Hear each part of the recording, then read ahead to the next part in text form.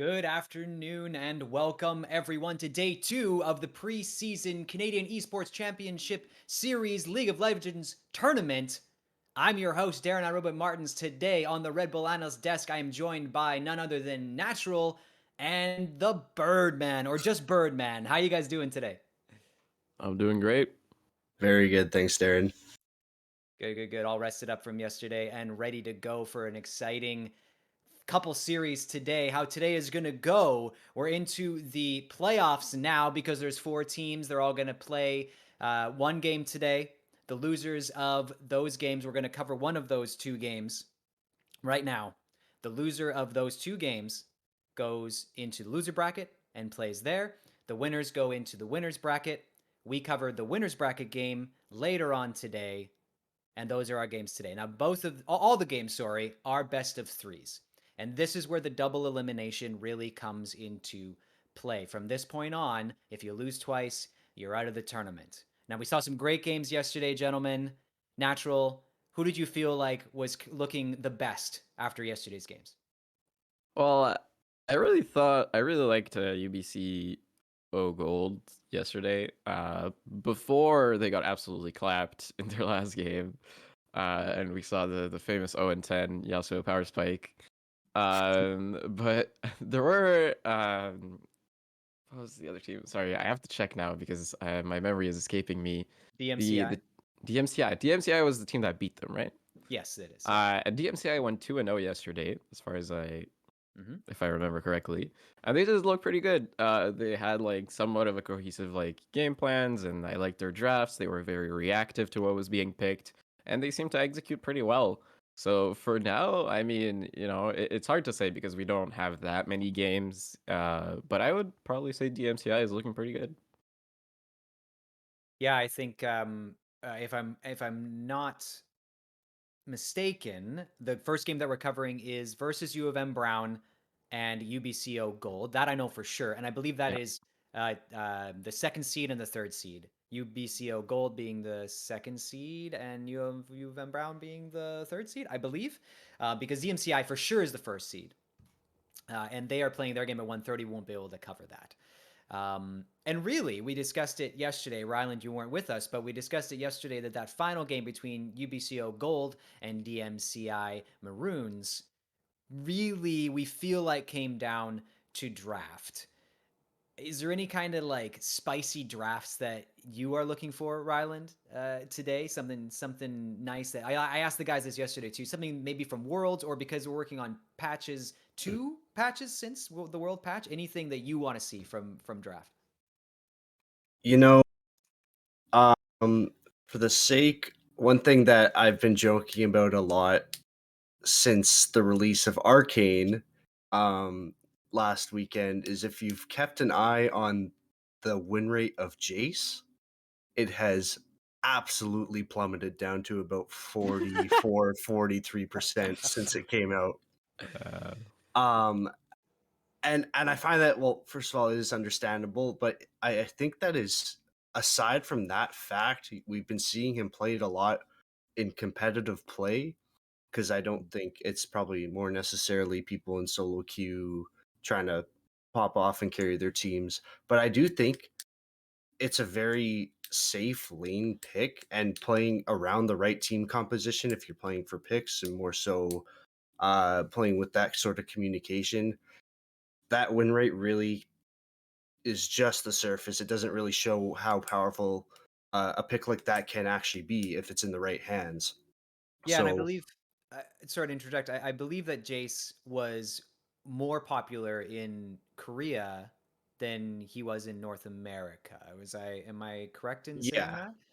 yeah. yeah, They didn't really fall into the meta here. And I mean, obviously, like I've played Jace. Jace is not an easy champion to master, right? So I think it makes sense if everyone's like, oh my God, Arcane, Jace, I want to play him. He's so cool, and then they don't realize he's freaking hard, man.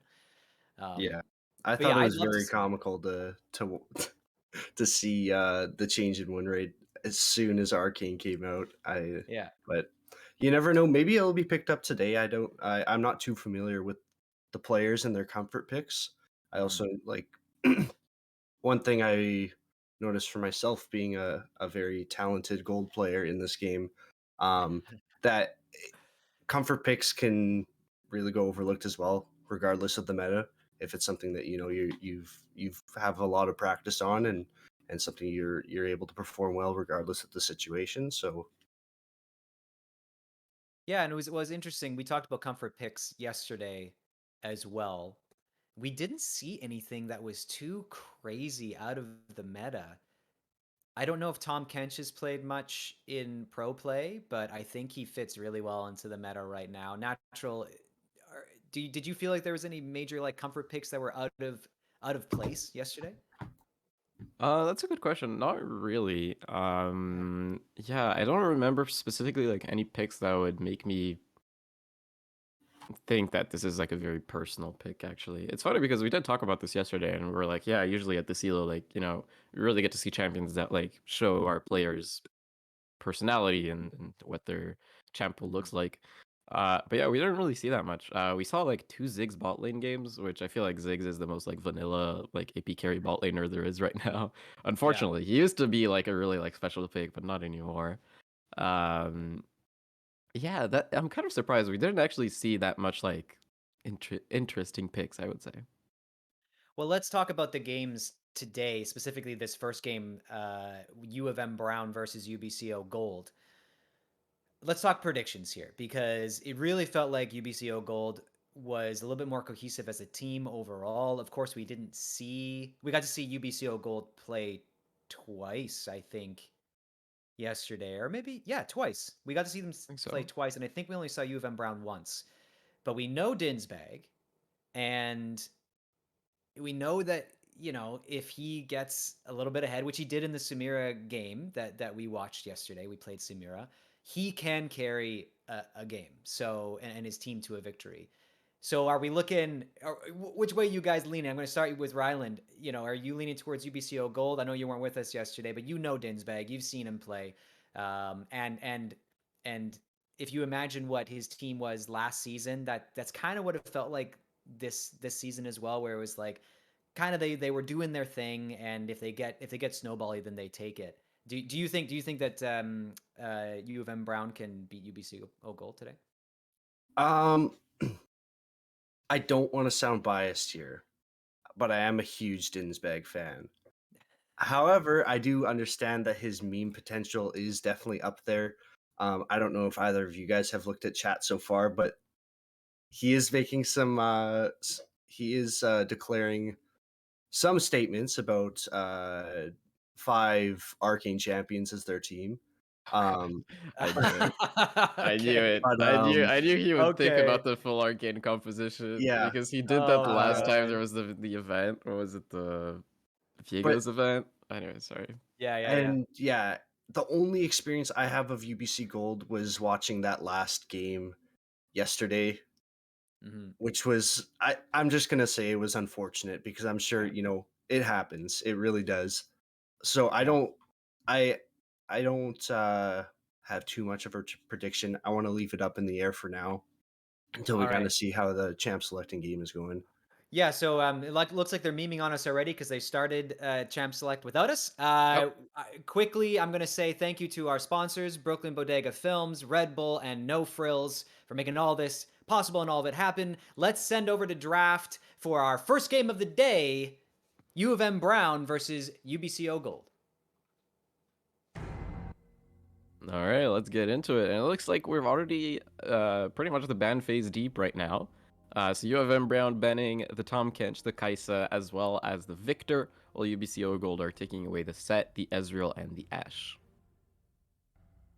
Yes, as Darren was mentioning, Tom Kench not really sure if it fits in a competitive scene right now. However, I can definitely understand why the ban comes through because uh, I honestly think ever since his rework, Tom Kench has been a really strong lane pick, as well as just good for a communication, like a good team if you're playing together. Yeah, he is a fairly good team pick, and it is going to be the Xayah first pick for U of M Brown. Now, Xayah has dominated solo queue in the last two patches because of the lethality build. that did get hotfixed. So that build is no longer as OP as it used to be. In fact, as exact connoisseur myself, I would say crit is actually better. But we'll see if they choose to go for that option. It's really up to you. And is going to be the Lux answer for UBCO Gold. Of course, flexible pick into the support and into the mid lane. Other picks that I'm still looking out for, UBCO Gold prioritized the Yasuo really highly yesterday. That unfortunately did not work out, but still, you know, they're Sorry. still looking for it. U of M Brown, on the other hand side, they have a few picks that were interesting. The Lilia, we saw that yesterday. The Morgana in support is usually picked. You know, it could be a Gnar in the top lane. Dinsbag, of course, can. Yesterday we saw him play AD carry, so we'll have to see if he's playing AD carry again today. But regardless of that, is going to be the Shen pick for UBCO Gold. Yeah, they did lock in that Xayah, which I know is one of Pastel's. I don't want to say pocket picks, but some of the one of the champions that he's played more this season specifically. So we might see that and putting Dinsbag in the top lane as they lock in the Morgana for their bot lane composition. Pretty much as expected. I mean, Xayah and Morgana has okay synergy. The binding does help her set up with feathers, and the CC that she can provide with the soul shackles as well isn't too bad. It's not the best support to go with Xayah, but it's not bad either. And it is going to be the Kiana pick for U of M Brown. So another carry jungler for not. So apparently his name is not Satan, as I called him yesterday, but Satan. We're going with Satan. Yeah. Excuse my pronunciation. So it's Satan. I'll correct myself. And then this is going to be the Fizz pick for UBCO Gold. Yeah. Kiana technically can be flex pick. However, given the current meta, it is likely that she is going into the jungle. And has been strong, especially the past this past patch with Worlds. A very strong pick there, so we're looking for some carry potential in the jungle. Yeah, she was supposed to get nerfed, but basically she was left untouched in the jungle. Yeah. It was very weird. Basically, they nerfed her early, like, base HP, but they upped her HP scaling, so which means that in the jungle, when you're not really in danger of dying, you know, in the first few levels, it doesn't really matter.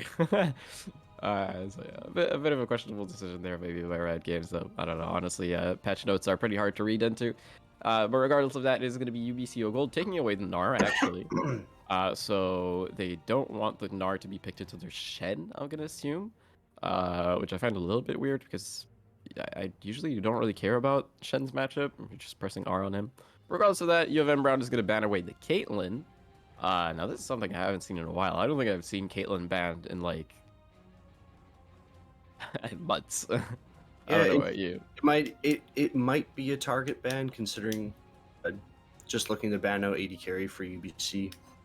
Yeah. However, because I guess they have secured the mid lane with Fizz, which brings Lux down to a support. So maybe they're banning Caitlyn's more of a pick that synergizes really well with Lux, where you can get a free trap off of Binding Light, for example. They do go ahead and ban the Jhin as well, so it looks like they're targeting ADC with their second round of bans.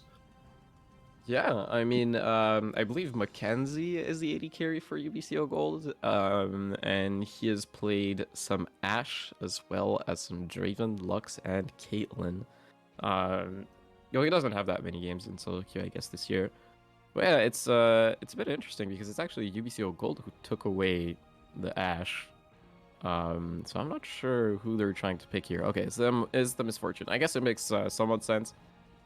Ashe is like considered kind of a counter to MF because you can ult her as soon as she ults, and also Ashe is slow or like very annoying for Misfortune.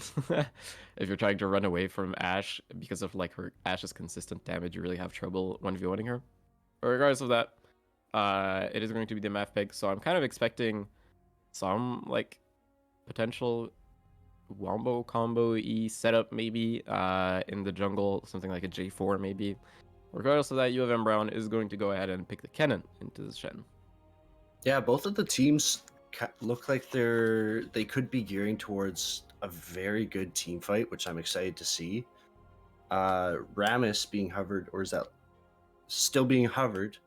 However, I really like the Kennen Kiana combo for the possibility of engaging. That's just really strong high damage output there to try and they can catch UBCO off guard. Yeah, and it is going to be the Rammus that it's locked in, and on the other hand, UBCO Gold locking in the Nasus. Interesting Are we pick. going to see River Shen? It's either River Shen or River Nasus, and both of these are very interesting picks. Yeah, and on the other hand side, I want to mention UFM Brown has a pretty annoying combo in the Rammus Morgana. It is a menace. I mean, you put a black shield on Rammus and he just runs onto your AD carry. It is very frustrating as an AD carry. Yeah, definitely a well thought out draft here. Very interesting last pick, I would definitely say. I'm sure this is something they've planned out before to try and just throw off the enemy team in Champ Select. So I'm excited to see how it plays out.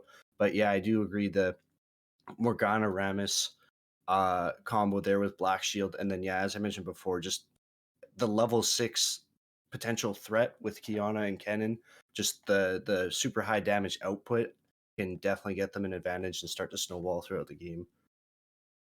Yeah, absolutely. I mean, U of M Brown have like very decent team fighting, with as you mentioned the Kiana and the Cannon, and if they manage to get on the flank, they can very easily delete the back line of UBCO Gold, which is going to be the Lux and the Misfortune. UBCO Gold though, I mean, I was expecting some kind of setup in the jungle for the EMF, but it's going to be the Nasus or the Shen, which are usually not the best things to pair up with, kind of team fighting composition. Neither is the Fizz actually. So it feels like a bit of a lot of comfort picks, it seems, and some spicy picks that we'll have to look out for. Let's just say it that way. And yeah, so looking at two of these compositions and knowing a bit about what we saw yesterday, do you have any preferences? I'm kind of leaning towards U of M Brown right now, based off of Champ Select.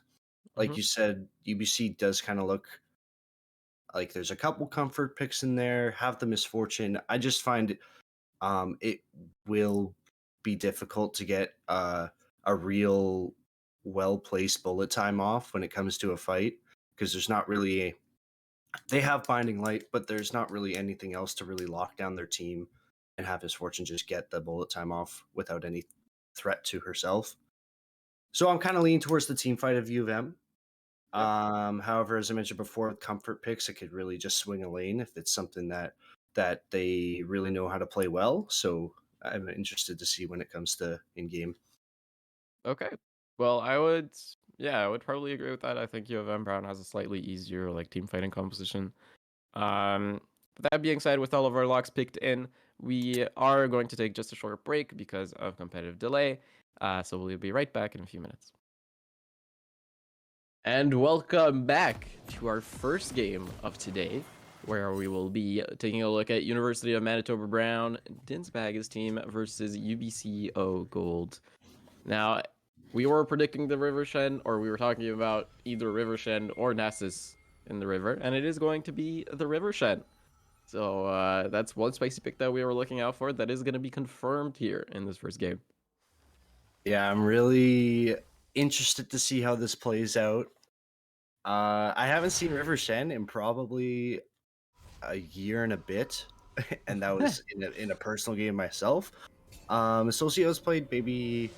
I don't know how to prioritize ganks in that, or if it's more so of a safe pick for saving lanes where solo kills are imminent. However, I am interested to see. Okay, so Zaya did end up going lethal tempo, probably going the crit build now that lethality has been hot fixed. Thank God. Yeah, indeed. That build was pretty disgusting. For anyone who doesn't know about it, it is a build where you go airy. You start with a tier and you max Q, and basically you just spam your Q all over the place. It had like once you got like 2 items in with an eclipse as well as a man immune, and you had your max Q, the cooldown would be like 2.5 seconds. It was really gross. It almost broke 58% win rate, which is just how insanely broken it was. Yeah, so now that that's pretty much fixed, God bless, we can return to playing some normal Xayah. Regardless of that, some interesting pathing here. It looks like both junglers are starting at the bot side and going to be going towards that top side. Yeah, and we did see, as we mentioned in Champ Select with the Kiana being a flex pick, it did end up going mid. However, sorry, Dr. Ninja did end up going long sword with potions to start, which in my opinion does give Fizz the early advantage with corrupting pot, just for more sustain and also a little bit of that extra burn damage on early trades.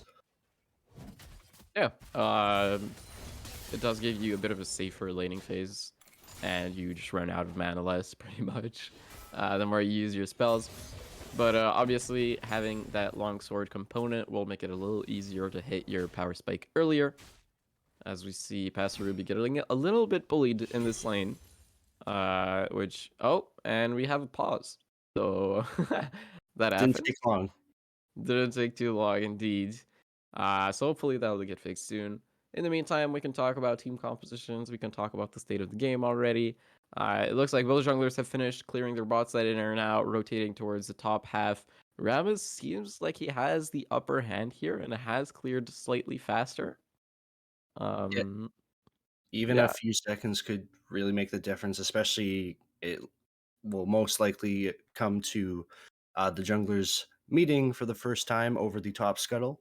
However, if you do look, Dr. Ninja in the mid lane has a lot of priority, and it's a little bit even in the top lane, but I would definitely give the upper hand in the jungle right now to Rammus, and most likely the pressure to grab that top scuttle crab first. Yeah, right now the priority is in favor of University of Manitoba Brown, which should mean that the scuttle goes to this Rammus. Though we have seen some, yesterday, some contesting going on with no priority that didn't go as planned yesterday. So hopefully, usually I would prefer that junglers just go to the other scuttle and just take the trade. You waste a bit of time, but at the end of the day, it's not nearly as big as a deal as coin flipping the early game when you don't have priority as well, which means that it's a bit of a lopsided coin. Um, so yeah, we'll have to see how UBCO Gold react to that. In the meantime, the bottom lane is a bit of a clinic. You can see right now that there's already an entire wave of advantage of CS for Zistro, and we saw a lot of poke going down. You can see that Pastel Ruby is already quite low. Now the pot hasn't been used, so we'll have to, see if she decides to use it. But it is a little bit difficult right now for this Xayah. Yeah, and perhaps that might be the reason for the pause. Perhaps it's network issues on Pastel's end. However, nonetheless, it could also be Jeremy on Lux, and it's a double comment lane, so it's going to be rough for Zaya either way, early on. So, yeah, I mean, it's just to see when it comes back from the pause. They might just spend some time getting pushed in, and possibly uh, we might see Juan maybe work his way bottom after Scuttle to see if they can help him out. Yeah, Xayah does struggle a little bit into MF, especially when it's like type of like double comment lane. It's very, very annoying to deal with. The double E is essentially like unmissable. Yeah, There's really not much you can do. The only thing that I think Pastor Ruby could have done is go for a D shield here. Um, you want to D-blade when into all-in lanes. You want to D-blade if you're all-inning yourself, but if you're just getting poked out, D-shield is definitely going to be the option.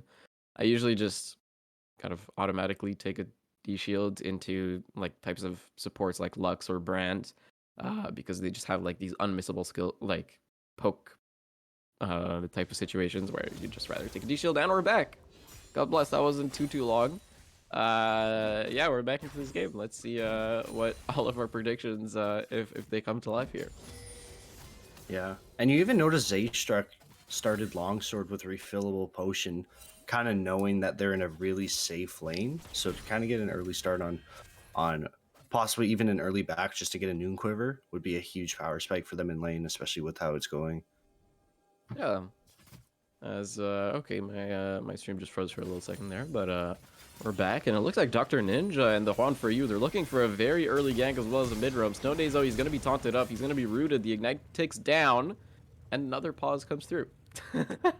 That is That is not the unfortunate. best. Not the best time to pause. I don't know if that was intended, because usually you're supposed to let the other team know that a pause is incoming.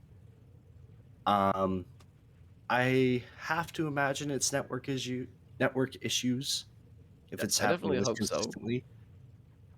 I would prefer it to be some kind of technical issue rather than a gameplay one, because that would be unethical. Yeah, but uh, but then again, the pause might have saved Snow Day Zoe's life for now. Do you have an ignite ticking on them?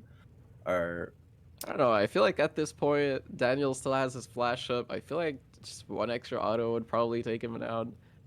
I think You see he's positioned like pretty well. I think one flash and Snow Day Zoe dies.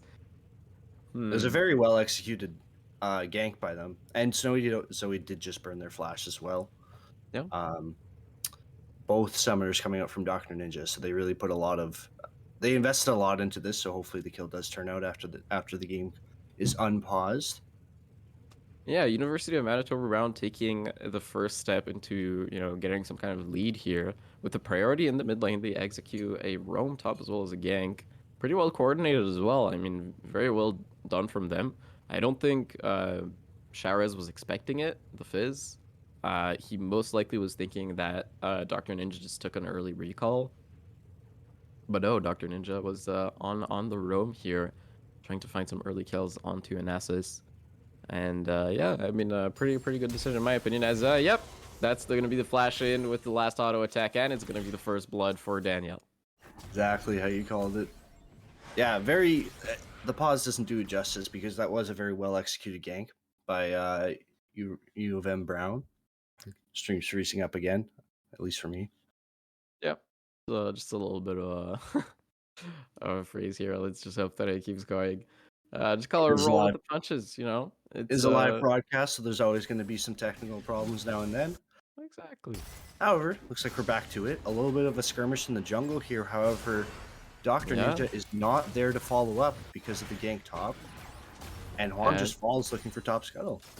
yeah, the quad for you, he doesn't realize that he's 1v2, and that Satan is just waiting for him in that bush, and he's just gonna go down. So that's another kill. That's a kill traded in favor of UBCO Gold, taking one back and putting it on the Fizz. Definitely gonna be a worthwhile investment of your money here. Definitely one of the scariest characters in the game right now. As Oh, a yes, for sure. So, Pastel Ruby is just going to get protected by that Black Shield. But you see just how annoying this double comet lane is. Yeah. Uh, it's not possible to dodge like MFC damage. You just kind of have to tank it. So Pastel Ruby is definitely going to have a little bit of a bad time here. And even having some trouble farming under tower as well, since the second pause has only picked up, well, now 4 farm, because they were sitting at 7 prior. But it's just so much poke from a distance that it's not really that safe even sitting on our tower. However, solo kill coming out from Sharez. Just straight up solo bolo here in the mid lane. Dr. Ninja not respecting the all-in potential, but here comes the Rammus onto Jeremy Clark. He's very deep into enemy territory, but he does manage to flash out of the feather pull. That means that he'll be safe for now. And that's just all of the pressure that you accumulate in this lane, all of this HP advantage. Even if you get ganked, you're fine, because like this Xayah just can't walk up to auto attack you. Yeah, so much going on there. As I mentioned before, yeah, the corrupting potion on Fizz was taking that entire fight, and just didn't even need the help from Satan there, and instantly picks up priority on the dragon too, because there's not a lot of vision coming from University of Manitoba right now. Yeah, you can see there is some quite decent vision control here in the back of the red buff, at the front of the red buff, on both sides of the river. Very decent vision control here for the red side. And with the priority that they had in the bot lane as well as in the mid lane, they're going to be able to pick up an early Ocean Drake. Ocean Drakes early on into the game are pretty good, because while in the laning phase, every time you get hit by like a cannon Q, or that you get hit by like a Kiana auto attack or whatnot, it's just gonna tick a little bit faster, and that's something that the SNAS is gonna be really happy about.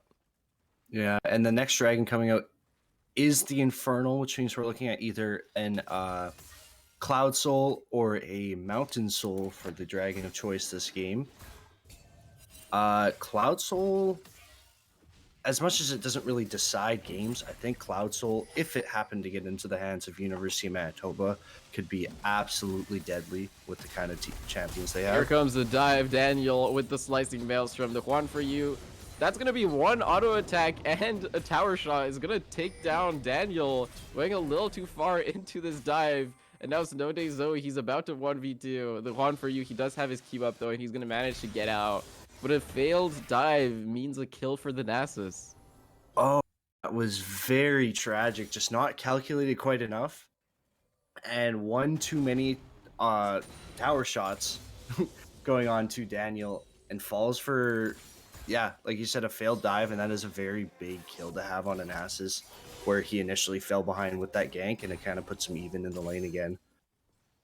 Yeah, I mean, now Snow Day Zoe is very happy with the situation he's in. Usually this matchup is very difficult, but he's pretty much even in farm, and when he'll recall, he'll be even in gold as well. Dr. Ninja, he's ticking away.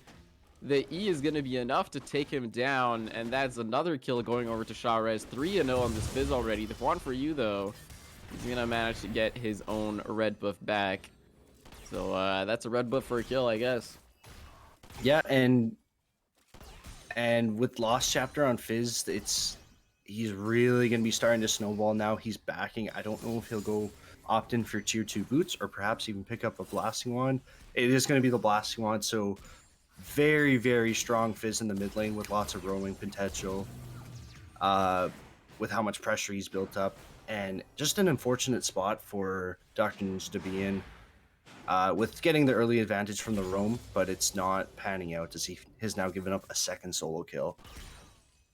Yeah, unfortunately, it looks like Sharez is just getting the better of Dr. Ninja in these trades, and then Dr. Ninja just kind of staying a little too long. But Donut Evolution, he might have stayed a little too long as well. He goes down, the binding hits, but here comes the Rammus. The taunt is down, but Pastel Ruby doesn't have the range. He doesn't have access to these carries for now. Jeremy Clarkson, he's gonna flash in, but the Shen ult comes in, and that's a beautiful double binding. The taunt comes through, and that's a 3-0 for UBC Gold.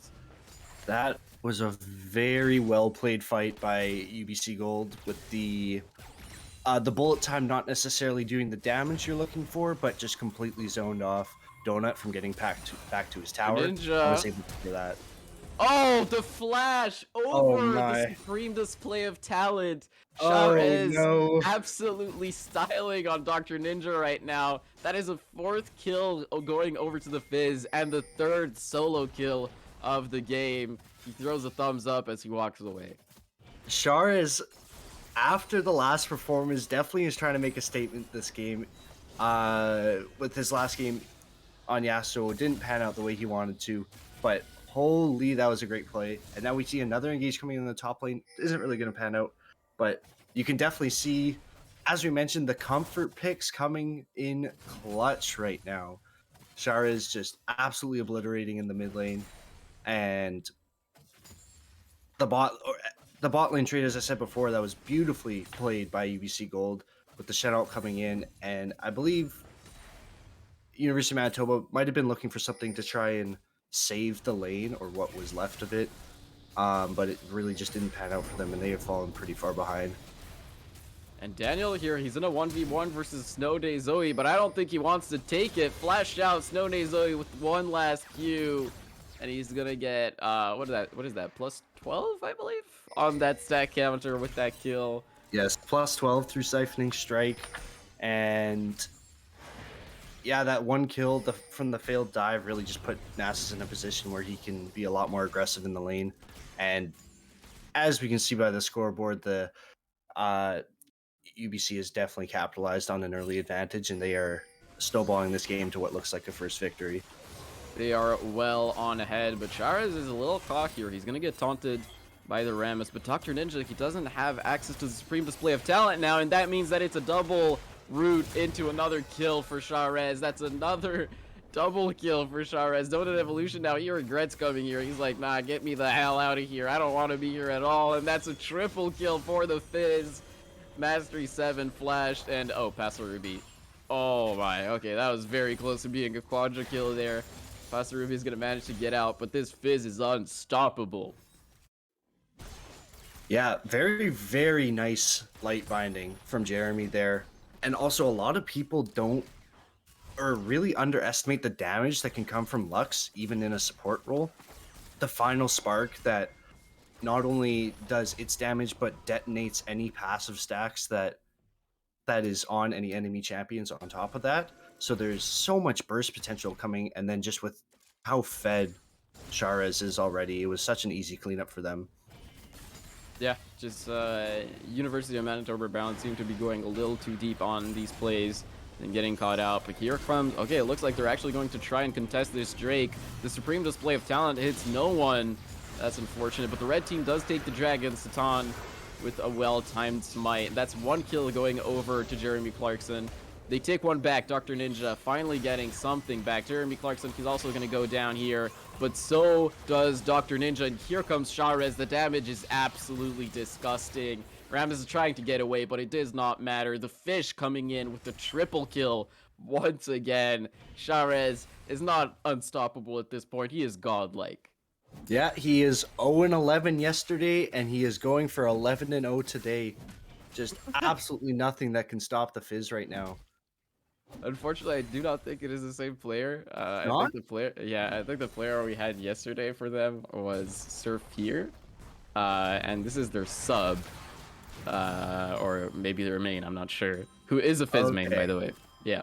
Okay. Well, I was mistaken. It was UBC that was. It was UBC though. I'm correct with that, right? Yes. It was Okay. UBC's team. It was just a different player in the mid lane. And Sharez just takes another kill. I don't know how he lived through that, but apparently he does. And now the Shen ultimate comes through. He's taunted, but he still has access to the E. It's a disaster. Someone kill this Fizz, please. The slicing maelstrom doesn't hit. Sharez is still somehow alive. I don't know how this is possible. The E cooldown must be, he's in Earth mode or something. But he managed to get out and he's 12-0. Using playful Trickster, just getting all over the place and refusing to die. He's going top lane now. He's not. He doesn't want to back. He does miss Charm of the Waters, but look at that damage! Holy crap!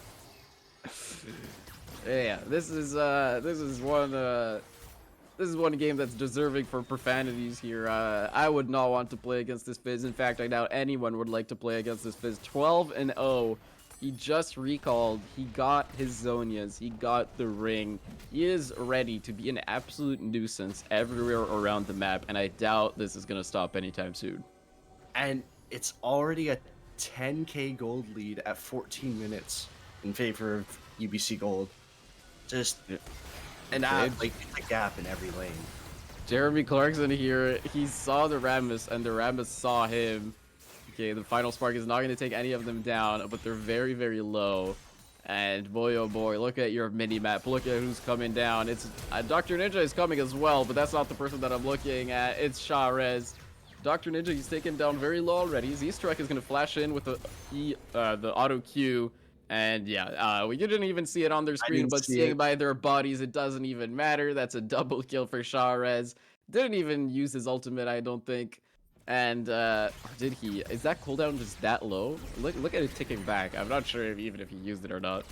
No, he missed it top lane. That was just basic abilities, folks. That's how it's kind of how it goes when you're what 15-0 now. I think something around there. Dropping the Rift Herald in the mid lane. Only 2 towers taken, which is surprising considering the massive advantage in every lane. Well, the third now.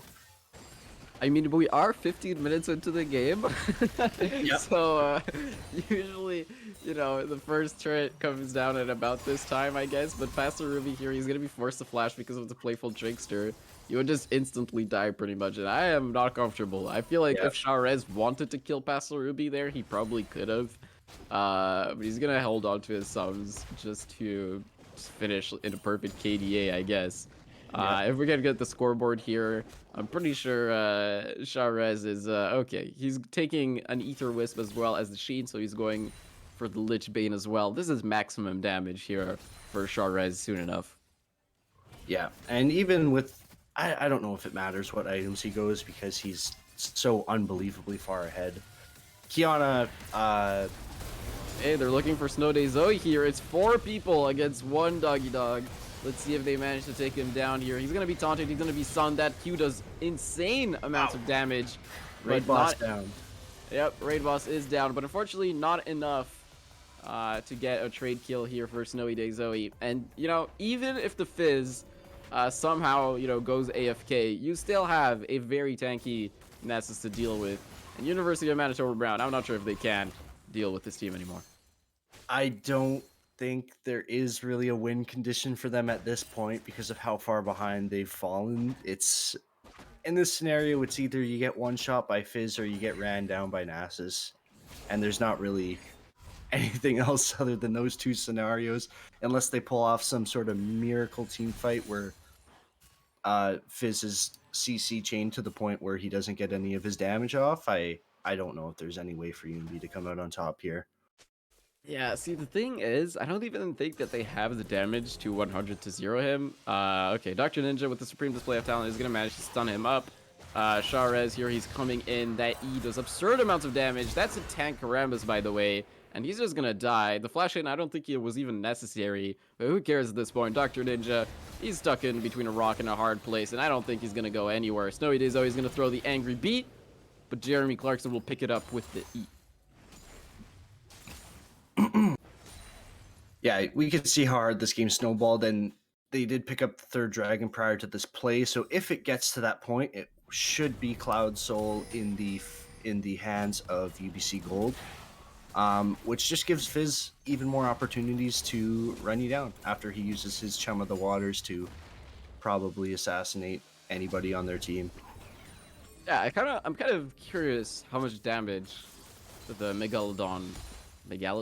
I'm not sure how the inflection goes. Anyways, how the big fish does damage to someone like Pastel Ruby right now. Is it a 100 to 0? I feel like it's pretty close at this point. It would be close for sure. Yep. I don't know if about 100 to 0. I could definitely see an auto attack after would probably do the trick with his Sheen, but not much more. You know? Yep, not much more. That's for sure. And Sharez here, he's taking a recall, and there goes your Lich Bane. So now, if you just needed more damage, well, there you go. And folks, you know, I hate to be the bearer of bad news, but University of Manitoba Brown at this point, 14k gold down at 18 minutes. That is not good. If your team is about 1k gold behind per minute of game time, that is not a good spot to be in, for sure. Not at all. No. Unfortunately, yeah, it is a rough time here. All that's left for me to ask is whether Sharez is going to finish in a perfect game or not. He's just going to throw out the chum of the waters there, predicting, I believe, like some kind of dodge attempt, but nope. Fun for you is just going to run out. Yeah, and at 3 items, with some cooldown built in, it's not the lowest cooldown, especially because he's level 13. So, especially with how high his damage is, anyways. Yep. And Daniel just disappears. Uses the. Oh, he's actually gonna die here. Yeah, he's rooted. No, he still has access to his E somehow. That cooldown is so absurdly low, so he's gonna manage to get out of that. Yeah. So Sharez just kind of does what he wants right now. He is really kind of going in Earth mode. It looks like it's only about a 5 or 6 second cooldown on Trickster, which, yeah, it's going to be really hard to lock him down. I thought he was going to fall there, but yeah, the Tower Ego drop with Trickster is a very powerful ability to have. Absolutely. I mean, that's why you take Zhonya's on this champion, right? It's because you can use your E and then Zhonya's, and then oh, by the way, Morgana's dead. Yeah, that's one binding for you, and you're dead. Dr. Ninja here, he's gonna try to go in on Snowy Day Zoe, but he can't one-shot him. It's a Nasus. Meanwhile, Sharez definitely can, and he definitely will. He's gonna play for Trickster over the wall not to die, but Snowy Day Zoe here, he's in a bit of a tough spot. Pastor Ruby is gonna manage to find a kill back here with the feather pull, and Sharez is gonna eliminate him for it. He's gonna say, nope, you cannot take one of my teammates down without me assassinating you. 18-0-2 on the Fizz right now. I don't even think they need a Baron to end the game at this point. No, it looks like they might be going for their victory lap right now. I think that Kennen took a Q and a W from Sharez and left him at about 100 HP, it looked like, and then was finished off by Snow Day Zoe, I believe. But looks like they are going to recall here. If they reset to Baron, that's great. Like you said, I don't know if they really need it, but they do have the 2 inhibitor advantage that will probably keep UMB in their base for the foreseeable future. Yeah, I mean, you know, it's a 17k gold lead. It's unfortunately at this point, it's very hard for University of Manitoba Bound to do anything. The difference in wallets is just a little too high right now, and it looks like UBC Gold will just decide that they're going to take this Baron. And I'm not sure if University of Manitoba Brown can do anything about it. There's so much vision. It's so dark for the blue team right now. There's not a single ward pretty much outside of their base. It's a rough time. It looks like this Baron is just going to go down here. And yeah, it's University of British Columbia Okanagan Gold that is going to be wearing purple, most likely with the Cloud Soul that's going to be walking down that base in a few minutes' time. Yeah, very good objective timing with the Cloud Soul conveniently coming out right now. A very good reset from them. And yeah, they're going to be able to pick up the Cloud Soul for free, and I imagine that is when they're going to march into the base and send it off into a game 2. Wow, that was a Q. No, that Evolution just queued him and he died. It might have been a It's W as so well, because I think it was some of the burn yes. damage coming from, or the Yeah. tick damage from Yeah, that. there's the applied damage of the W indeed, but Shari is still doing such an absurd amount of damage right now.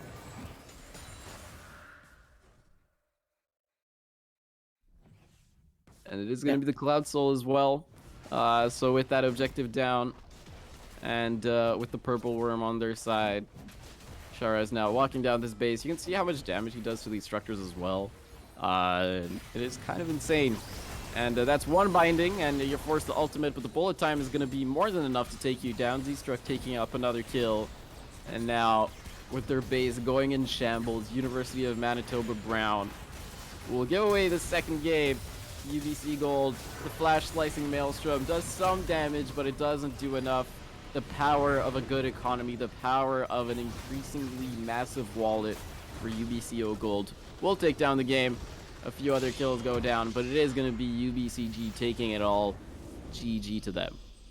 Yeah, and I would say a good economy is a massive understatement. There is nearly a 21,000 gold lead at the end of that game in favor of UBC, and just an absolute stomp all around to take game 1.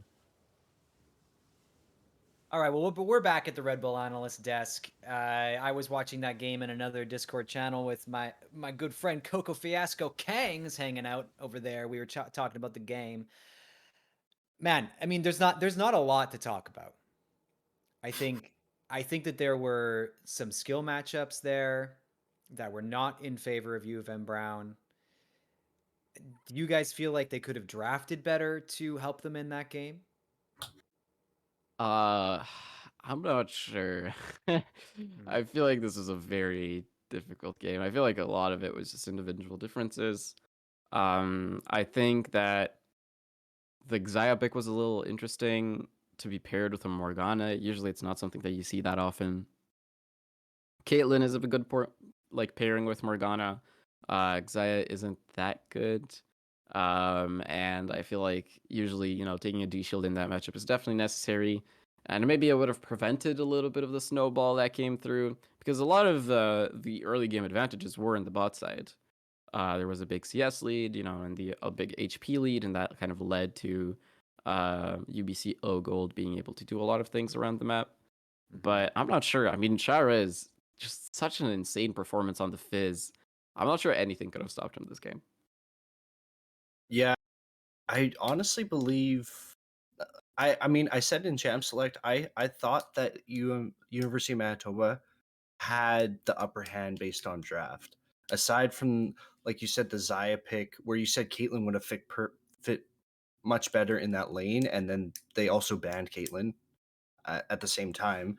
Mm. Um, but I really like the Kiana pick. I like the Kennen. I thought the team fight potential was definitely there, but as you said, it was more so of an individual issue with the Fizz just steamrolling lane. They had a really good advantage topside early with the kill. However, they came back and tried again, and it ended up in a failed gank that brought Nasus online essentially. And um, it wasn't until about 10 to like towards the 10-15 minute mark that the wrath of Fizz really brought his way to the bot side, and at that point, there was already such a massive advantage because of how hard Zaya Morgana were getting poked out that it wasn't really salvageable. Yeah, and here's my issue with the Morgana. I think the Morgana got countered. They picked the Morgana after the Lux, and like you were saying, like cool combo with putting it on Rammus, or I was even thinking putting the shield on Rammus or putting it on Kennen. Gives Kennen a little bit Yep. more play with the slicing Maelstrom. But ultimately, Morgana shield only does so much against such a poke heavy lane. And it showed, right? I mean, it's like what is it, like an 18-second cooldown to level 1. You can only shield so many bindings and Lux E's before that shield is basically useless. So yeah, I mean, if the bot lane had been winning, I think this game would have gone differently if they hadn't been countered in the pick phase in the draft.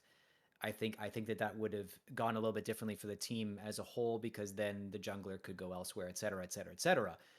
But let's talk about tower dives for a second, because we saw this tower dive in top lane, and I think that people sometimes think, oh, tower dives are so easy, pros do it all the time, but it's really complicated. To me, when I was watching it, I didn't understand why the Kennen took the tower aggro. Can you guys talk about that a little bit? I don't remember. I'm gonna be honest, I don't remember the play by play like quite precisely. But as far as I remember, they brought Nasus pretty down low, and then Kennen engaged with his ultimate, and I mean it's not a bad decision, but I think he just tanked one turret shot too long. And the problem is like when you're diving champions like Nasus or Renekton, they always have access to that ultimate. So you have to calculate that and take it into account. So it was just a little bit of a miscalculation.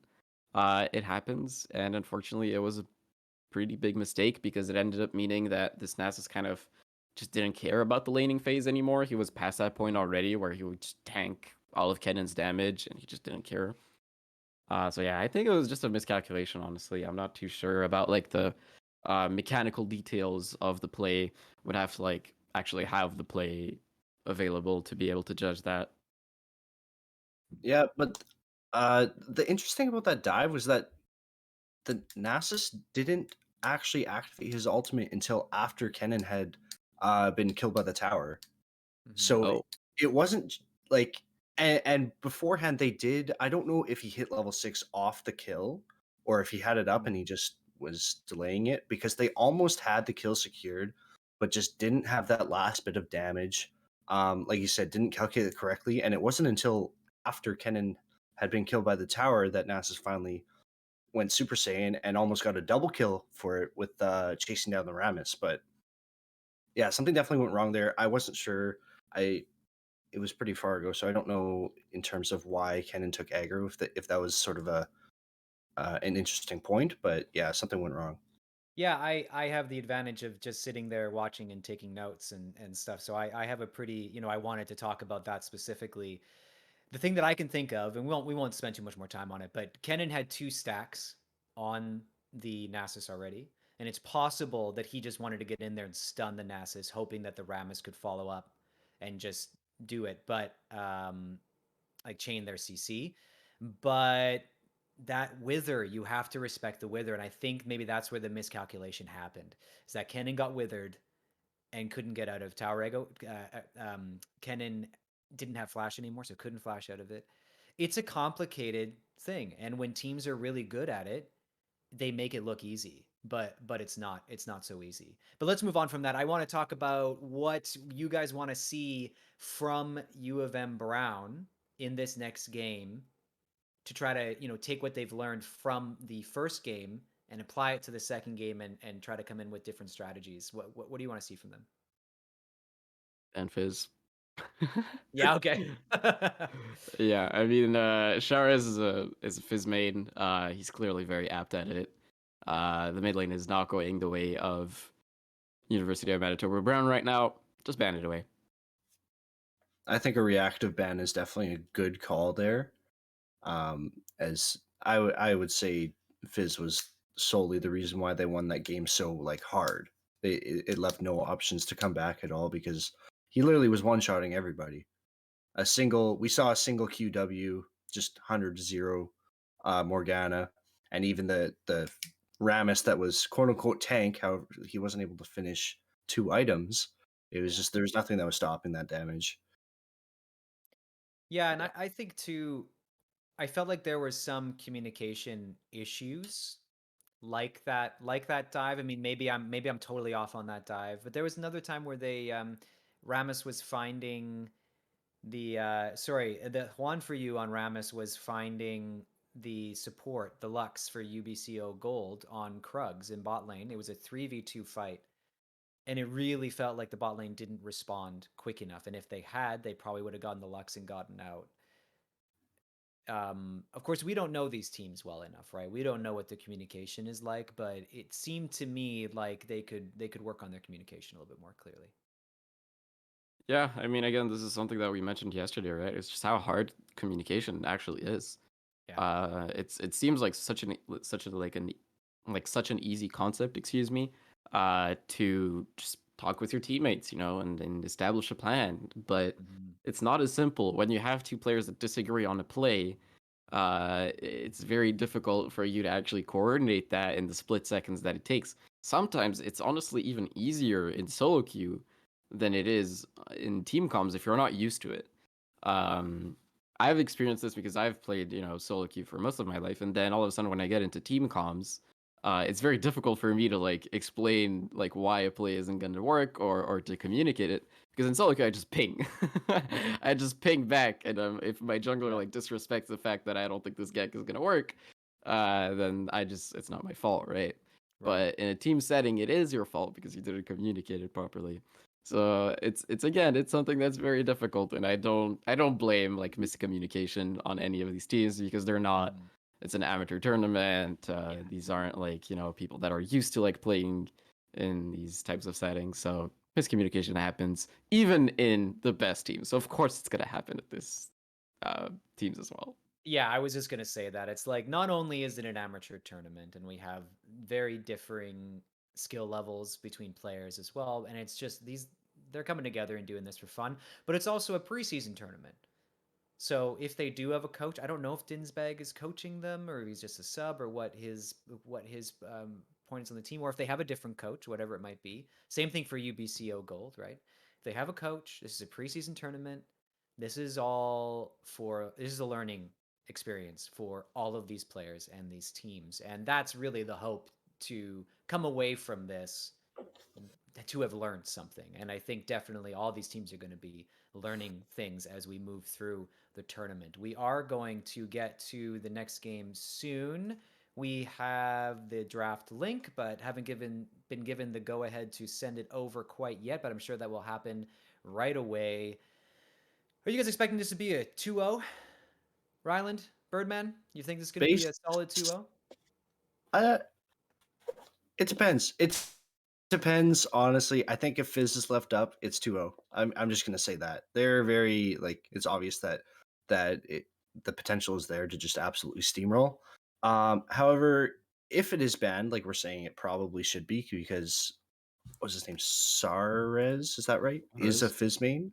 Charez, I think. Yeah, Yeah. Sarez is a Fizz main. Put him on something that he hasn't played as much. There's definitely potential. Like I said, they had the first blood advantage, which that was a very well executed tower dive. Um, so I think there's potential there. I would love to see a game 3 personally. I do want to Oh, double back because Kang, our reliable analyst, has confirmed that with that tower dive, Nasus was level 5, Oh, and Kennen took aggro and then immediately got withered. And then Nasus would have hit 6 off of the kill and ulted and ran down Rammus. But okay. enough of that. so that makes a little bit more sense then, right? They probably thought, oh, he's like a quarter health, a third health. We can just bop him down. I can get out. Like Kennen is thinking this, and the Rammus can finish it off. So yeah, just that happens. That happens all the time. Even in pro play, like we said, like we see tower dives botched constantly, and maybe not constantly, but it does happen in pro play too. So we'll see in this next game how some of those plays go. Um, Man, I mean, I'm interested to see Chavez play something different. Like you said, like if they don't ban Fizz, I don't know what they're doing. They're trolling at that point, I think. Um, but either I want to see. There's two things I'm excited for. I'm excited to either see Chavez play something different, but I'm also excited to see U of M Brown maybe go for an all arcane uh, team comp. And I don't know what that would look like exactly, but I mean, I'd be into it. Um, you know, You'd have to fit Jinx and Caitlyn onto the same team, so that would be interesting. Yeah, bidding Jinx, Caitlyn, Jace, and Vi onto the same team compositions means at least 4 AD carries or 4 AD sources right? with double AD carries. Or Victor Uh, mid, right? No you could tank. have Victor. You could have Victor in bed. Heimer is also a character, Dinger, Yes. yep. so you could have I like Heimer support. no spoilers, but I feel like we're getting into theory crafting on Arcane here. I have a feeling that Dr. Mundo is going to be created some way in this show. So maybe after maybe Sweet. maybe the next tournament after all 9 episodes come out, and if Dr. Mundo, then you'd have a tank at least. I don't know. It'd Warwick be Warwick is also like oh yeah. rumored to be a character in Arcane. I don't know if you've heard about this like theory No, I that haven't. so apparently Warwick is like this reformed criminal that kind of turned into like this beast, except he's like a good one, as in like he fights for justice and whatnot or whatever. Hmm. And a lot of people think that this might be Vander actually. So yeah, Okay. again, Okay. no spoilers. This is Yeah. I haven't watched part 2 yet, so No, I me actually neither. don't know. I know Singed is confirmed to be a character. Like I don't know Yeah, if yeah. it's in the part 2. Singed Uh was in part 1 as well. was he? Yeah, I think yeah. he's He's the the assistant. assistant Yeah. to Oh, right. Silco. Yes. Yeah, yeah, Yes. I Yeah. know that Singed in the lore is the one who creates Warwick yeah. by So testing it's or something. So I would Interesting. love to see it. Interesting. yeah. Okay, Oh, well, we we forgot can there's theory Echo as craft. well. Sorry. There is Echo as well. You're right. You're right. So they could have two teams. Both Mhm. teams could play each other as arcane characters. Anyway, we're into draft. Let's head into game 2 of U of M Brown versus UBCO Gold. Let's see what happens, boys. Take it away. And you can just see how excited we are about Arcane. I mean, it's wonderful. I think I was there are so many like adaptations of things that just don't work out. You know, live anime adaptations are terrible. Most video game like to movie adaptations are also terrible. So I'm very excited that we finally have like a show based on a video game that is actually really good. I suppose you feel the same way. Yeah. Anyways, if we look at the first ban of the game, Fizz, which Yeah. is exactly what we thought was coming. First round of bans otherwise is rather similar. I think it's actually the exact same for UBC in terms of Ash, Ezreal, and Set. But yeah, the Fizz ban coming through, very good choice from Eva Brown, and that'll add some potential to a game 3. Yeah, and also banning Sharaz's second pick in the mid lane, and that's Victor. So really taking away most of Sharaz's options here. He does also play the Zed, so we'll have to see what happens with that. But UBCO Gold opting for first pick Misfortune here on the blue side. Same to work last game. They did opt into the lethality misfortune build, which I found interesting. I haven't seen it too often with Kraken Slayer Collector kind of dominating worlds with misfortunes. What I believe was 100% pick ban rate, or close to that at least. Yeah, she kind of. It's interesting because she was really, really popular in the play-in stage, and then when playoffs hit, she really dropped very low in priority, and we didn't see her a single time in the finals.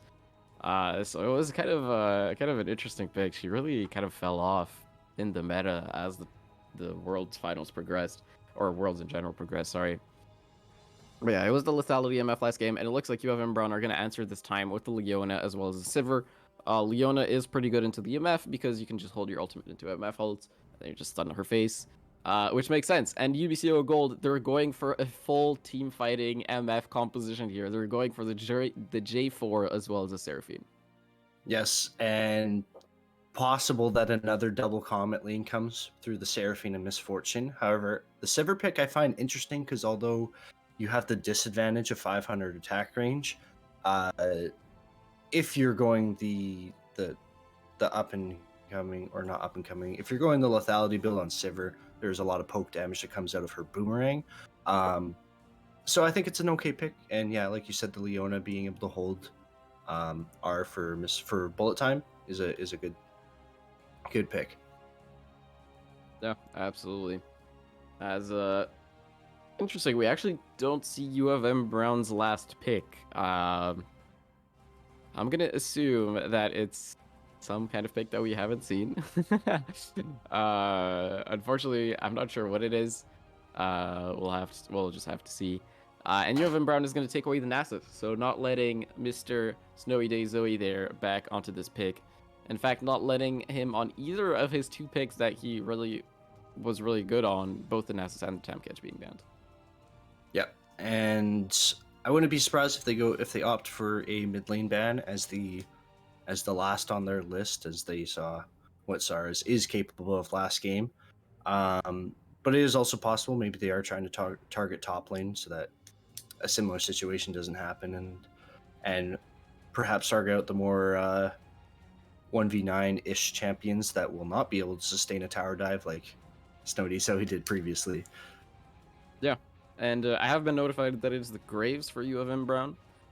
So Graves most likely going to be in the jungle, though he can be flexed, of course, into the top lane, as well as the mid lane, honestly. What a great champion, am I right? But regardless of that, it is going to be the Lux band for UBCO Gold, as well as Darius for U of M Brown. So again, really, really pushing the champion pools of the top lane and the mid lane, trying to just get them off of these solo lane carries. Just as much as possible, as the Xinzao is the last ban and Zac being hovered and locked in for U of M Brown. So probably I would say it is Graves going into the top lane now. Yep. Based on that Zac pick locked in. Has been seeing a lot. Like I said, it is a pretty powerful pick for lane because Graves is just pretty strong right now in general. And yeah, but the team fight potential from UBCO opting into the Heimerdinger, so they're the only team that has picked an arcane champ so far. Don't want to call anybody out. Bag, thank you. And the Ornn being locked in to go up against Graves. Okay, interesting.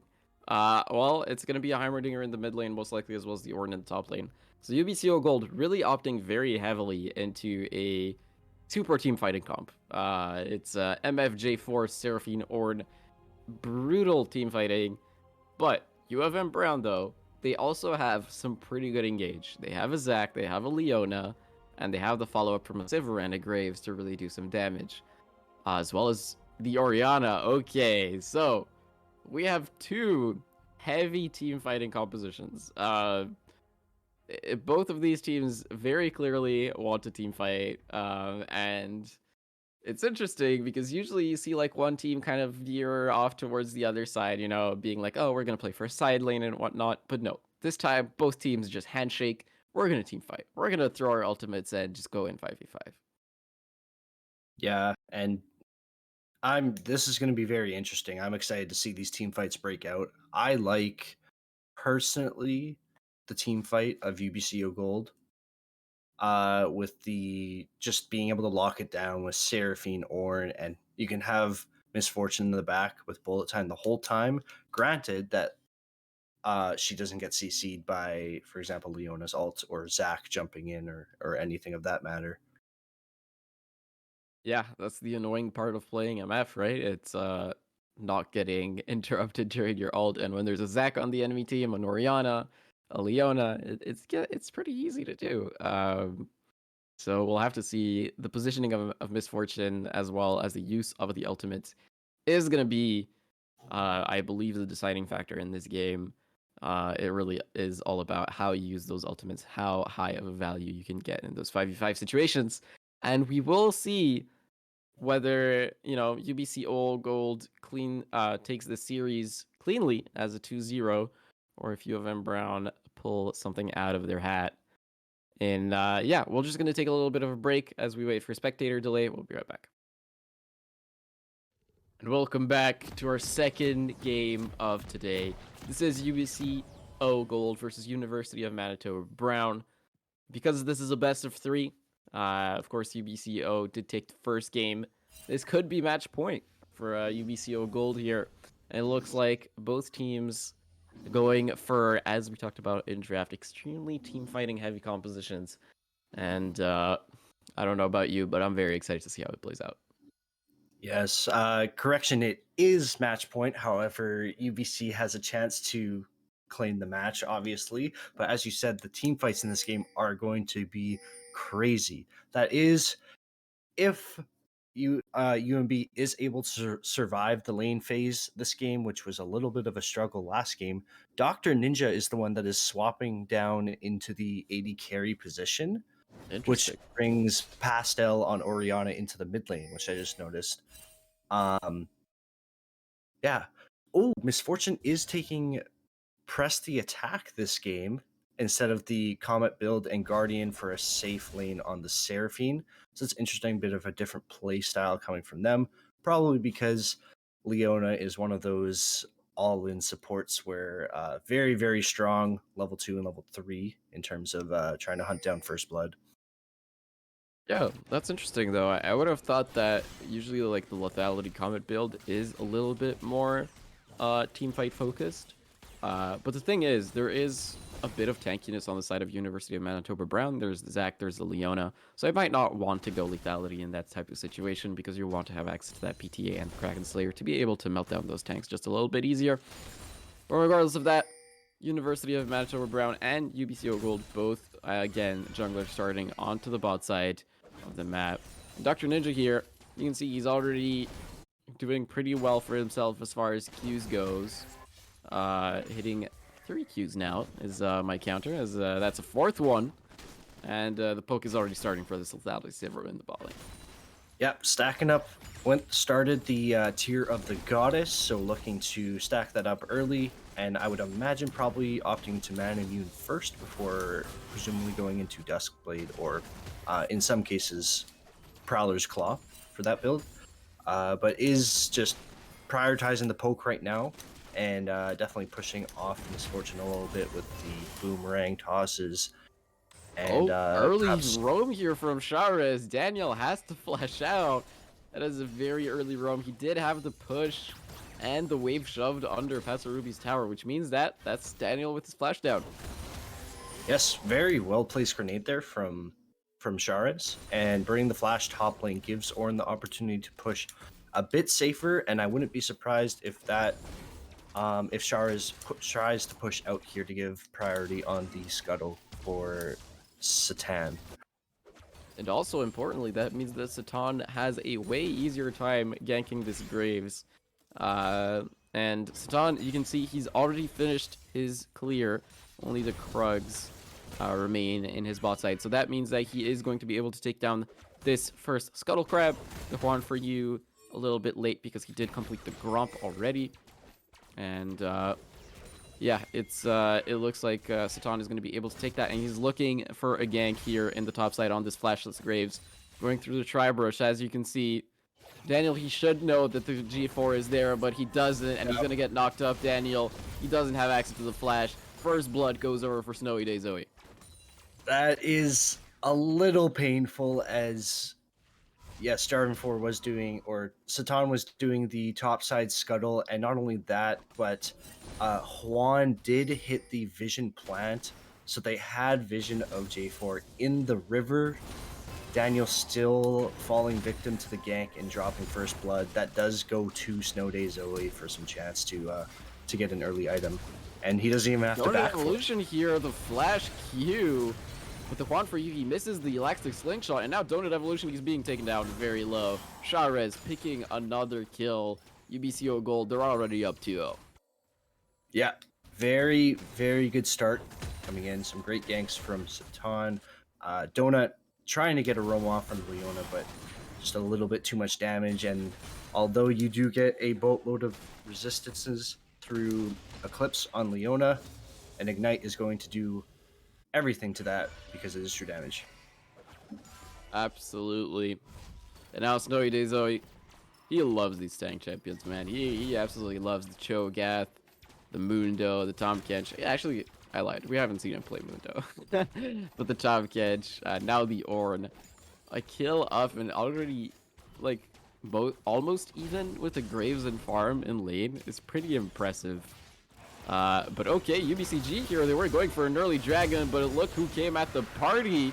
Blue team does manage to take down this dragon though, but Satan is taken down very low. Triple flashes across the wall. The last boomerang, not enough. Jeremy Clarkson lives with 1 HP. Actually, a very good collapse by University of Manitoba there, but I don't know if that was... I don't know whose smite that was that came down just a little bit too early. And Misfortune, I believe it was just a Misfortune auto attack that secured that dragon for UBC Gold. Yeah, a little bit of a missed time there on the smites. Means that it's about a 50-50, and UBCOG, they've won that 50-50. Everything is going according to plan right now for UBCG. 2 kills up ahead, 1 Drake on the board, and look at this. Daniel, he's getting 1v1'd by a tank. That's not what you want to see from your Graves in the top lane. Yeah. And Snowdy Zoe, first of all, with he did go Spellbook, so he has Ignite TP for that reason. But getting a Bramble Vest as the first item, definitely not a position you want to be in as a Graves, who is definitely an auto attack based champion primarily, and that is, yeah, he's in for a tough lane for a while. Interesting pick word there from Snowday Zoe. I'm gonna assume that that was not intentional, but regardless of that, yeah, I mean, Ornn does have access already to that. What is it called again? I forgot the name of the Bramble Vest? The Bramble Vest, thank you. It's not like that item was like broken for 5 patches and I still don't remember it. Doesn't matter. Yeah, and most likely gonna go for this bladed steel caps as well, right? You just want to make this Graves as miserable as possible. And the Juan for you here, he's getting invaded by a J4. That's gonna be the passive pop. Dr. Ninja and Donut Evolution, they're trying to get to their jungler as fast as possible, but I don't know if they're gonna be here early enough. The answer is no. The Quan for you is already down. They're trying to contest this blue buff, but with the bot lane here as well as the Heimer having priority in the mid lane, it's just going to go over to Satan. And now UBCO Gold 3-0.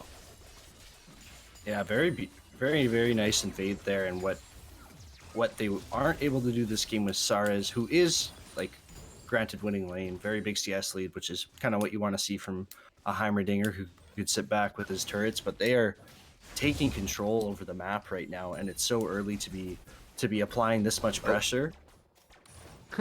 Shower is missing the ultimate there. A little bit awkward, but doesn't matter too much. As you said, yeah, already a big CS lead. And one thing is, Dr. Ninja did get the blue buff, actually. He managed to steal it away with the boomerang, so that's one consolation prize for University of Manitoba.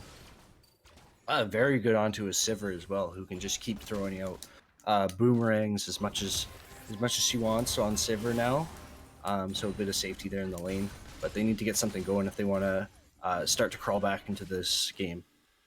Yeah, and you know, once again, it's kind of the question is, which lane do you go to right now to get an advantage? But Daniel here, Madry's just been getting soloed by the Ornn. Yes, he will. The Ignite ticks down, and Snow Day Zoe solo bolo onto the Graves.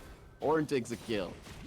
Yeah, it is kind of what you're expecting. I mean, he opted for Bomby Cinder over the plated steel caps, as a second item, which is fine. However, just the Bramble Vest in itself with the armor and the Grievous Wounds means that the Vampiric Scepter on Graves is not going to serve much use, and also there's just no taking down the Ornn in a solo scenario like that.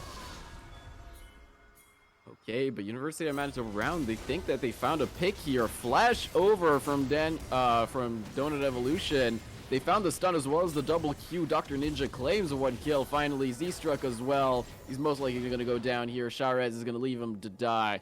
The Juan for you takes a kill. University of Manitoba Brown strike back. That was a very, very good communication there from University of Manitoba. They spotted their bot lane on a ward and just instantly using On the Hunt from Sivir to run them down, and the follow-up with Zach using Elastic Slingshot. A very well-coordinated play there, and a really nice pick to try and help out, especially try and get the Sivir ahead, which is what they want this game. Yeah, absolutely. I think that the bot lane is a possible way out here for University of Manitoba Brown. The thing is, oh, Dr. Ninja is taken down very, very low, actually, but he's going to be able to run away for now. Though I say this, Satan is looking really, really heavily, but no, he's going to leave him alone. And you can see at University of Manitoba Brown, they're looking for a pick in the mid lane, but it is a Heimerdinger. And that pick is very annoying to gank, so they're just going to leave him alone. That being said, UBCO Gold looking for another dragon. Yeah, and Satan plopping the Rift Herald down bot lane. That's 2 free plates, solo plates for himself just off of that, and it just basically gives them the Ocean Dragon for free. And this game, we are going to see the Infernal Soul coming out, so very high damage outputs, especially when we get to that team fight phase of the game. There can be, it could definitely be a game changer with the Soul. Absolutely. Pastor Ruby here, he's taking a bit of a beating. We talked about the mid lane a little bit. 20 CS down already at this point. Donut Evolution, though, he's trying to help his laner out. Sharez, he doesn't know that the Leona is here. They're going to walk out. They're going to try to find something on Sharez. He's being taken down very, very low. And he's going to die. Unfortunately, we didn't get to see that. But yeah, that is a 1 kill going over for Donut Evolution. Okay, here comes the bullet time, but the Zac is here. The Juan for you. Surprise, surprise. Elastic Slingshot. The Q connects. Flash in. But there is no damage. Dr. Ninja is so low, he can't get in range for the boomerang. Is just the Zac going to be enough? Yes, the Elastic Slingshot. And now Dr. Ninja pops up for another Dark Harvest Soul. Jeremy Clarkson being taken down very low. The Juan for you, there's a minion there. But unfortunately, the range on the Q wasn't enough. But it is still 1 kill going over to University of Manitoba Brown. That was a beautiful save there by Juan for you, coming in at the perfect time. Only a few waves of bullet time gets off from Zaystruck, and instantly Zac is there with the Elastic Slingshot, and then immediately is saying to them, let's bounce, and picks up a kill when I thought that Dr. Ninja might have been falling after the play mid lane. Yeah, and I mean, also great bait there by Dr. Ninja as well, knowing, or maybe not, but regardless of whether he knew or not, how low he would be taken after like 2 ticks of the bullet time. Very well played there. Pretty good bait, and that just means that their Zac is getting further and further ahead. And you know, it's funny because Zac is one of those champions that actually can carry a game like as a tank. I actually played against a Zac that went full AP in solo queue, and he completely destroyed my team. He went like 20 in like 3 or some stuff like that. Anyways, I don't think this is going to be a full AP Zac, but regardless, Zac is one of those champions that can turn team fights around, especially when you have so much team fighting on your side. Yeah, and it was unfortunate that the camera was not picking up the engaged mid lane, but it was a good roam there from Donut Evolution, and the correct response coming from Zaystruck and Jeremy. However, like we said, Juan just a beautiful bait play there, and Juan was there to follow up, and that was a really good play all around the map from University of Manitoba. Absolutely. And now you can see in the top side, Snow Day Zoe. He has the Warden's Mail, and now Daniel is doing pretty much negative damage to this Warden. Yeah, I think the objective in that lane now is get out of lane as soon as possible. Oh. Graves will... Ooh. In the bot lane, we have a little bit of a fight. Satan, he's caught in between an Elastic creature, and Leona. Leona is gonna flash in, but there's no. Okay, here comes the E cooldown now being stunned up. It is gonna be the kill going over to Dr. Ninja. That is what you want. Lethality Saver picking up the pace. Yes, and really good catch there. Dr. Ninja's doing an incredible job. As soon as they see someone that isn't where they should be, immediately using on the hunt and being able to run them down. And the red buff there, a little cherry on top for the play. And we can see Zach counter juggling really well right now, and Satan on J4 is certainly starting to fall behind a little bit. Yeah, absolutely. The farm though is pretty even all across the board. There is, there is a bit of a mid lane discrepancy, but again, with the farm being this even and the kills being pretty even as well, this means that the scoreboard is looking exactly even as well. That's what we There's love pretty to much see. no goal difference.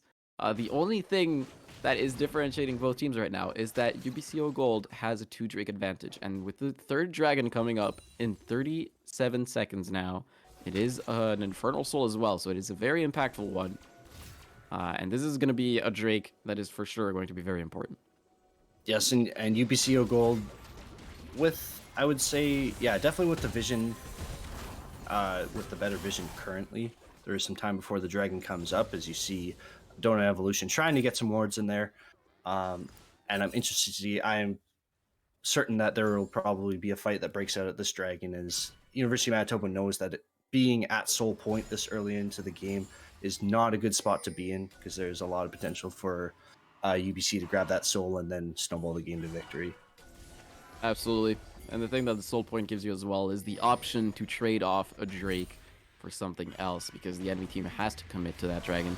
But anyways, here comes the engage from the Han for you. Not going to find a big wombo combo quite yet, but here comes the bullet time. That's 1 kill already for UBCO Gold. A second about to go down. Double kill for the Heimerdinger.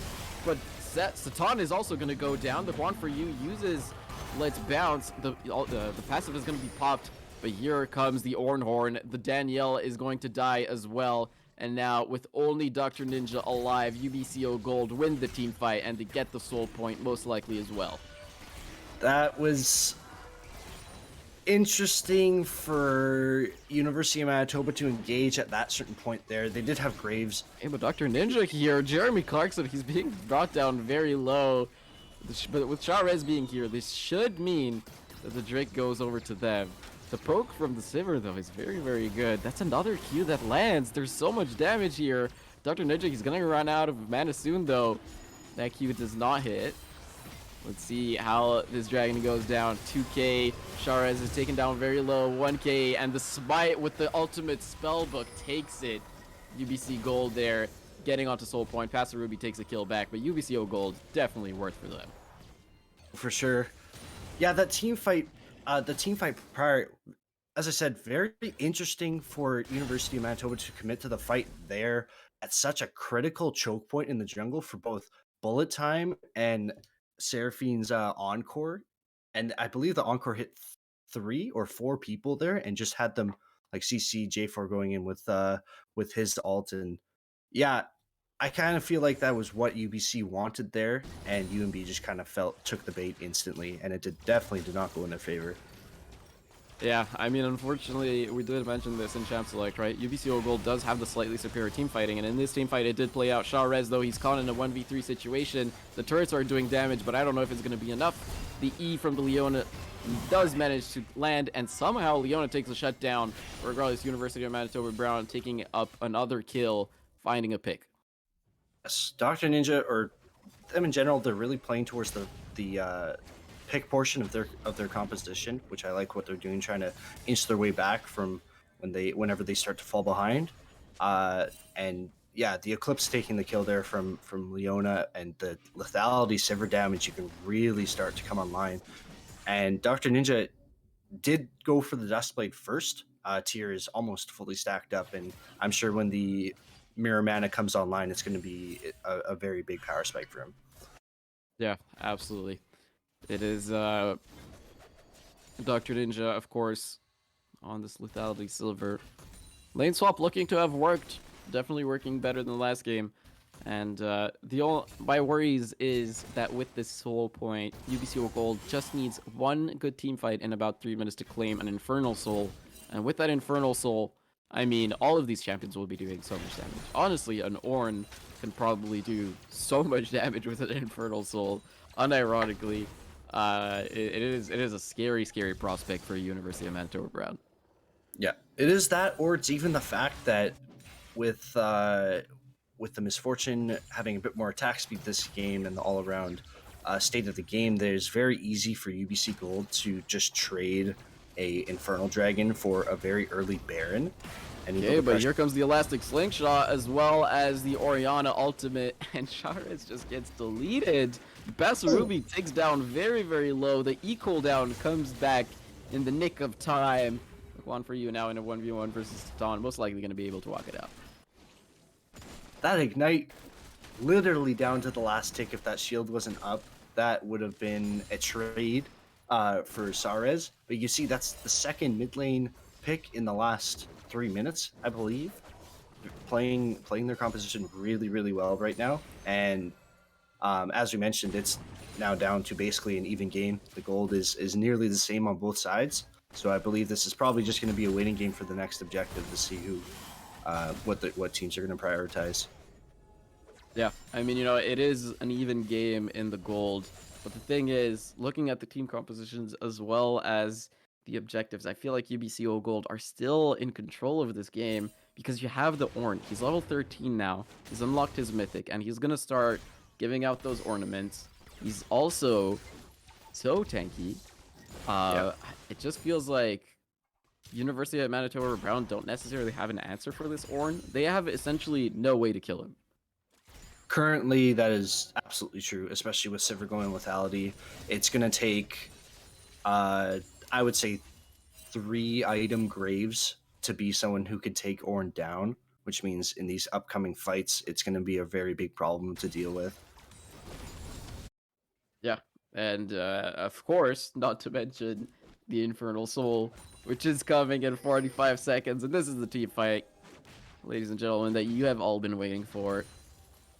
This team fight pretty much decides the game. If University of Manitoba Brown manages to take the team fight as well as the Dragon, they manage to stall the game for a little bit more. Well, UBCO Gold, if they stake this Dragon, prospects are looking very, very grim for University of Manitoba Brown. You can see UBCO Gold, they know this. They're already setting up. Daniel is pushing in the top side. He has access to the teleport so he can get to the fight a little later on.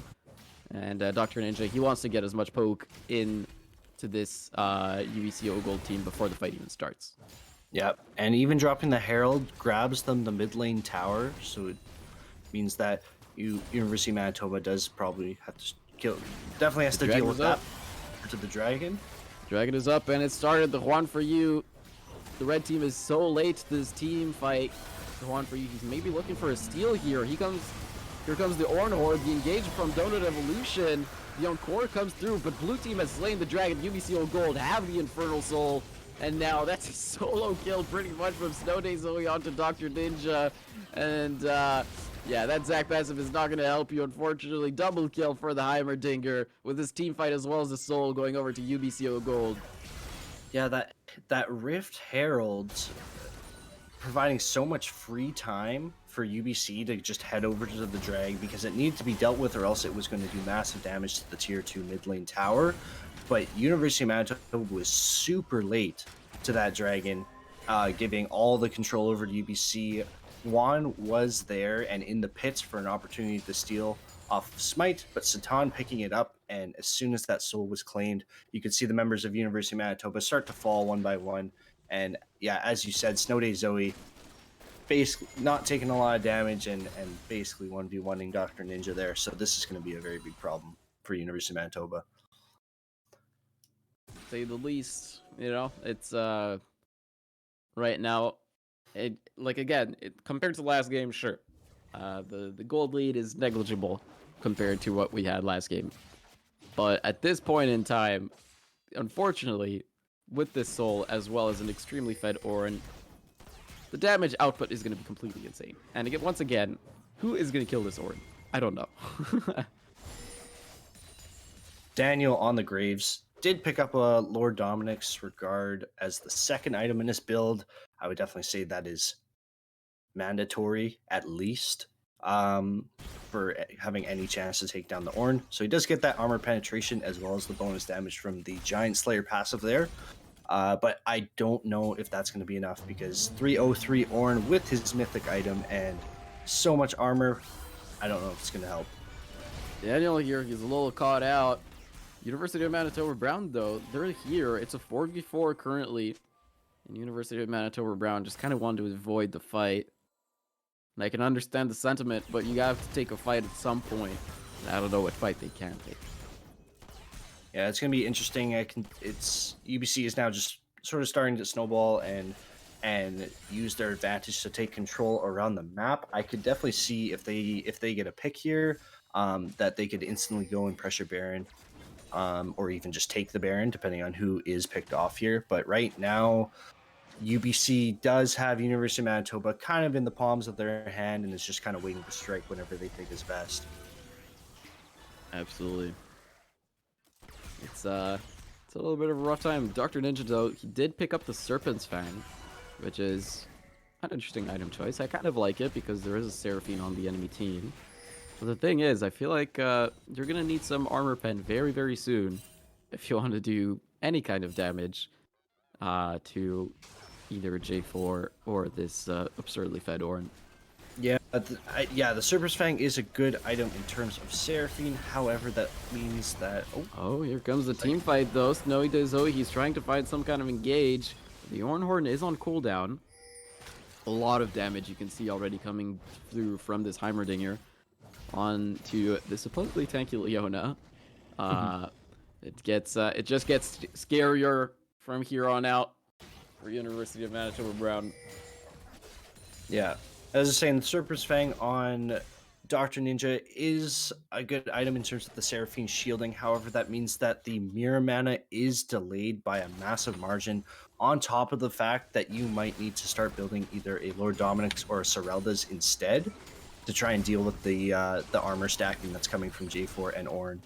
Okay, they're looking for a pick here, but it's not going to work out. The turret's, doing so much damage to the one for you, absolutely melting the Zac.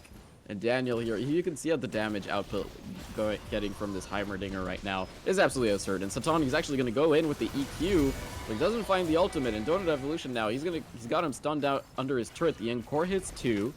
Now a 4v3 in this bot lane. No one dies yet. The Juan for you, he's going to smite the Gromp for some HP. And Satan is actually going to manage to claim it. But again, no one goes down. Yeah, UBC playing pretty safe right now. Almost got caught under the tower there with Leona CC. However, they're just they're playing a very patient game right now, as they know that they have the damage and extended, or with their poking and Infernal Soul. I shouldn't say extended trades, but if they just kind of sit back and they're poking out for Infernal Soul procs every now and then, it's making University of Manitoba fall back a bit. Yeah. And do you know what an early soul means? It means an early elder as well. And this elder is coming up in 47 seconds now.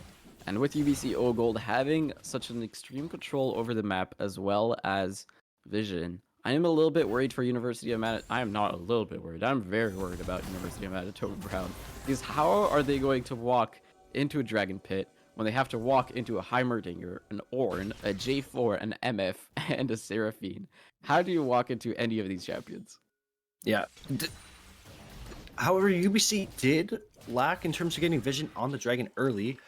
There was actually neither of the teams really had any vision aside from one control word from UBC in the bot side river, or in the pit for that matter. But University of Manitoba getting that vision and basically immediately falling back because there's not really any way for them to protect it from the high damage outputs of UBC Gold. And it's looking like it might be an Elder Dragon in the hands of UBC unless Juan can miraculously pull a steal out of his into his hands here. Okay, here comes the bullet time. Past the Ruby, he's caught into the J4 prison. The Ornhorn hits 3, and that's a lot of damage already. Satan claims 1 in the back line. The Juan for he's trying to do something, but he's not going to be able to. The Graves goes down as well, and Dr. Ninja He's going to die as well. That's the ace for UBCO Gold. And that is most likely going to be the Elder as well. And this is one beautiful team fight here for UBCG. Yes, Pastel not able to even get Shockwave off before dying. A key point to that fight. And you could just see the Infernal Soul damage on, like you said, what should be a tanky Leona is just melting everybody on the University of Manitoba.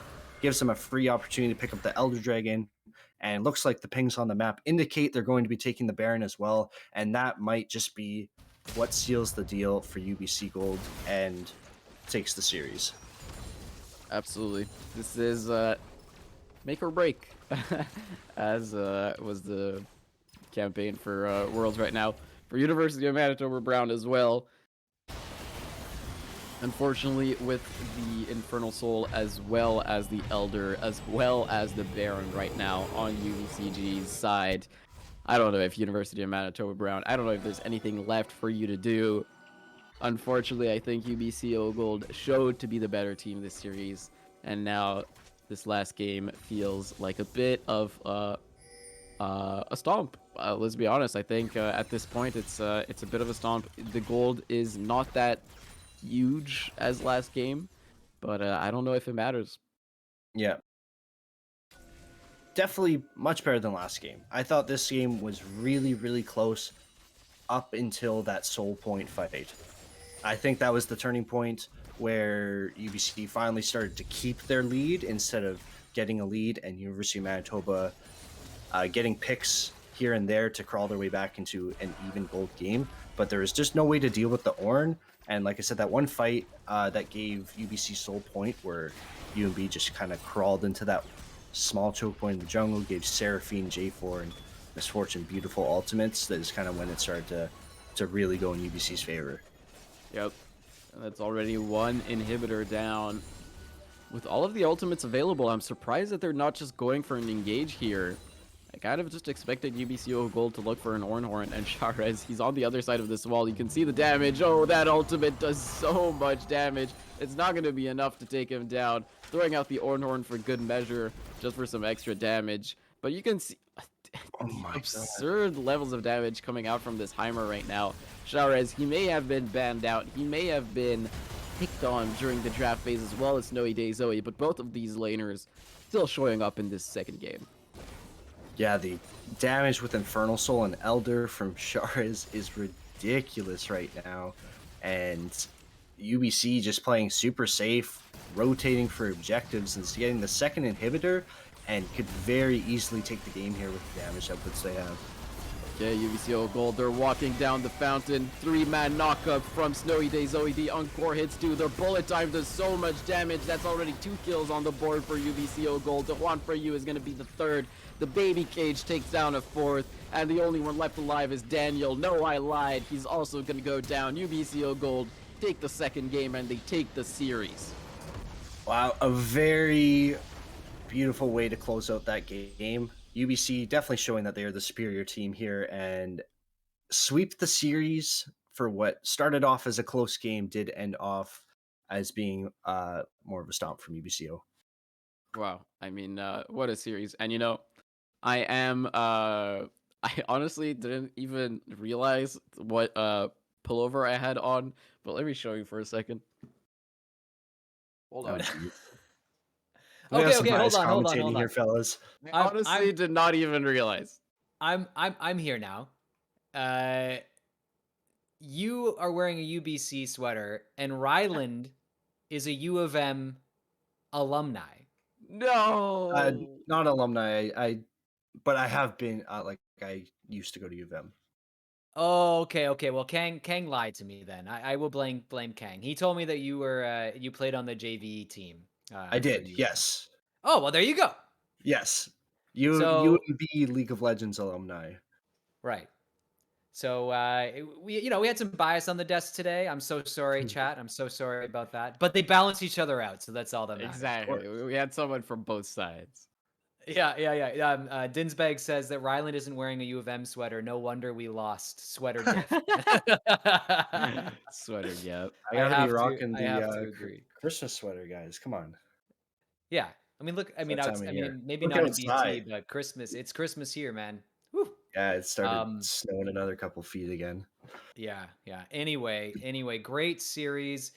U of M Brown making it look like a game, making it look like a series where they may have pulled it back there, where they got some of those picks. What do you guys think that they should have done to continue that momentum? I think the top side was a bit of a disaster, wasn't it? I mean, it's unfortunate, but like that first gank where Graves just kind of dies to J4 is like very avoidable, and it puts Graves in the situation where at this point Orin is like already sitting on an armor item, and like when he just auto attacks him, it does nothing, and then it's just kind of unfortunate. I feel like that was one thing that was very easily avoidable. I feel like maybe the lethality Sivir wasn't the best option.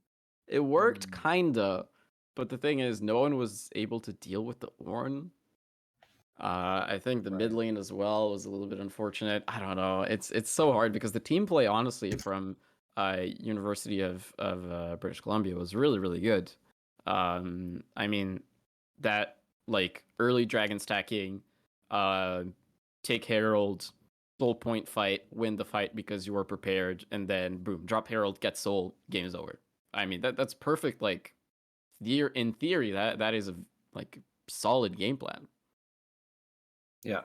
I believe the Orn, if I remember correctly, Orn was picked after the Sivir, so more of a reactive pick from UBCO. Yes, it was. Yes, Um, confirmed. so like that I can understand, but like you said, that early gank that gave first blood to Snowday Zoe, we talked about it in game, very avoidable because Uven Brown saw J4 on the top scuttle through the vision plant, and he instantly path top, got a free kill on Graves, which just like you said, handed the lane to Ornn because he backed. Or I don't even know if he did back because he can buy a Bramble Vest in lane, and that's just kind of it. And there's nothing Graves can do from then on. Yeah, and I want to draw some attention to the bot lane. I really felt like the Leona Sivir, they played that really well. They used the I should say they used the Sivir ult and the Leona Mobies very well in this game. I think that was part and parcel why they looked like a different team. Switching Paso Ruby to mid and performed quite admirably in mid and bringing Dr. Ninja down to the bot lane, I felt like it was a good choice. Maybe it was just because of comfort picks, or maybe it was just, it was the right choice in the moment to do that. Would have been great to see them come back and take game two and take it to a 3-game series. Unfortunately, that is not what happened, but they will go to the losers bracket, and UBCO Gold will be in the winners bracket. Now, the other game is happening right now between DMCI Maroons and Free John's Barbecue. Game one went to That's DMCI. legendary name. Yeah, it's a great name. Great name. DMCI took game one. It sounds like Free John's Barbecue was in the lead in the early game, but it seems like DMCI is pulling ahead. Just to give you a bit of an update on that. So that might be a 2-0. Sounds like it's maybe going similar to how this series went. The first game was in DMCI's favor quite heavily, and the second game is maybe a little bit more even, but we'll see how that plays out. We can chat a little bit longer, but we will be taking a break as well before we get to the next best of three, just to see how that other game plays out and give the teams a little bit of time to organize themselves. I wanted to talk to you guys about who you think your MVP from this series would be. Birdman, I'll let you go first. Oh, it's. I wouldn't be surprised if it's the same for both of us. It's 100% Suarez. The first Okay. game on Fizz, just obliterating everybody. There's no argument can be made that he wasn't the hard carry of that game. And in the second game, they tried banning out some of his champions. They banned the Fizz reactively, which is great. Banned out Victor, and he was put onto the Heimerdinger, which like wasn't a super hard carry like we saw in the first game, but the amount of control that they had, especially after they claimed the Dragon Soul, and him just consistently poking out everybody on their team and just massive damage outputs all around the map from him. Yeah, definitely the MVP of the series for me. Do you Yeah, agree? I would probably say the same thing. I feel like Charez, I mean, in game one, obvious MVP. It's not even close. And in the second game, he gets all of his picks banned, and he still does pretty well. But I will like throw out honorable mentions for Snowy Day Zoe. I think he's been very consistent on like a lot of these tank top laners. I feel like someone needs to like stop this man from Yeah. playing tanky top laners because he's shown over and over again that he can play them very well. In the one game that they did lose, he was on Cho'Gath, and like honestly, he played fine. There was nothing for him to do. He was just like a big, like meaty front line for very weak backliners. So I would say Shahrez, but honestly, Snowy Day Zoe has been like very, very consistent. Yeah, and I have to agree with you both that Shahrez to me was obvious, the obvious choice to that question. I just like asking the question, but I think that no snow day. It's Snow Day Zoe, Zoe, snow day Zoe. I think so. Yeah, There's no in there. It's just snow day.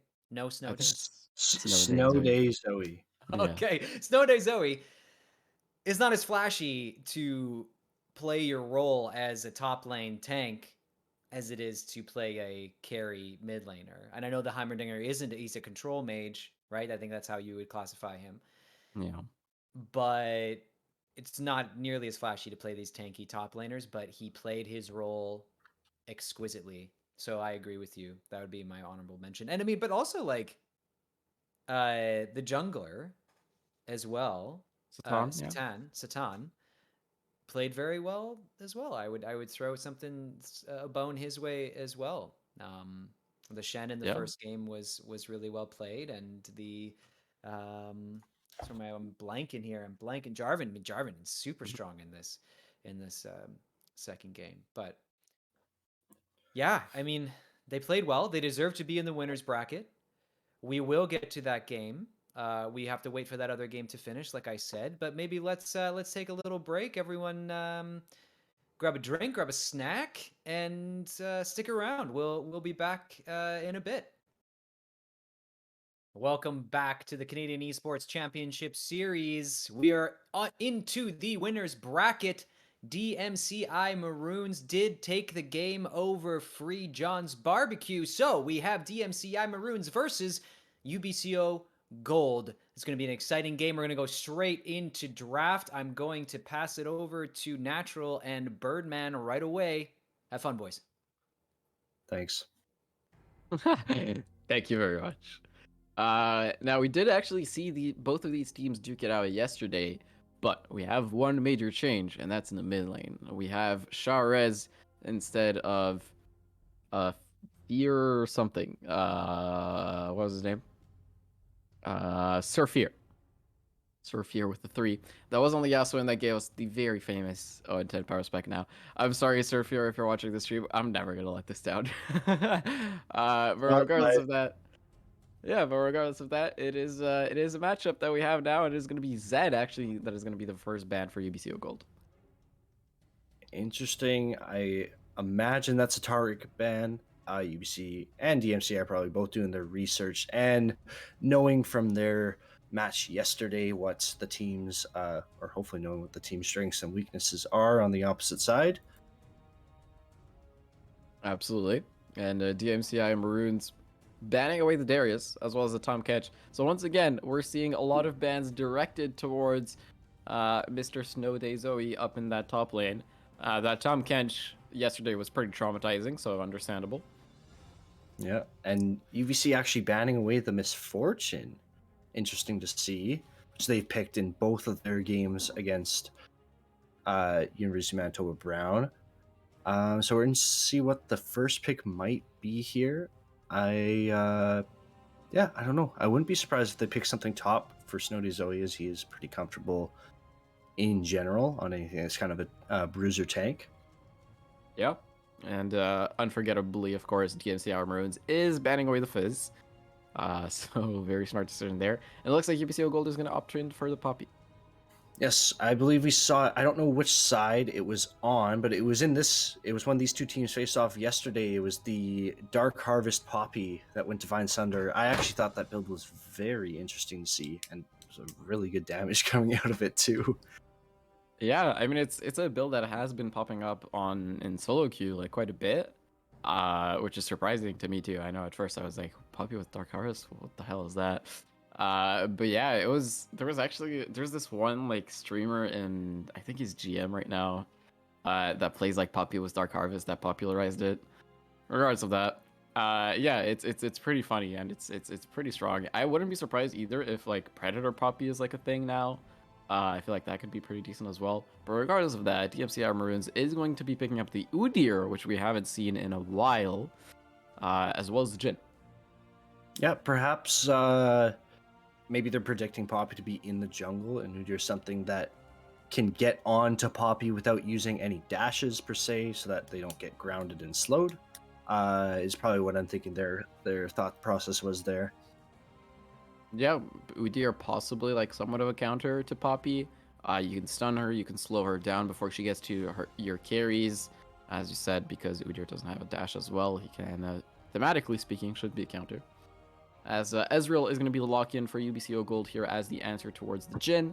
That is a matchup that is interesting because usually Ezreal means that you're trying to concede something bot side. So we'll have to see what UBCO Gold is going to pick for their top side. Yep, Ezreal Rakan, a very, very safe lane there. And DMCI responding with the Janna. Yeah. Interesting bot lane matchup there. Like you said, Ezreal's more of a safer pick to, like you said, to concede something. So it might mean that they're going to try prioritizing top side, maybe focus on getting Snow Day Zoe ahead early on. Yeah, which I completely agree with. Considering how Snow Day Zoe has been performing thus far, picking a safe option in bot lane and then letting your topside carry seems like a very viable option. But regardless of that, Janna is going to be picked, as you said. Now, Janna into Rakan is pretty good because you can knock away the Rakan before he gets the engage on top of your team, which is definitely something that we'll have to look out for. Janna is, yeah, in theory, considered like somewhat of a Rakan counter. And I don't know if this was a meme or not, but DMCI banning away the Yasuo.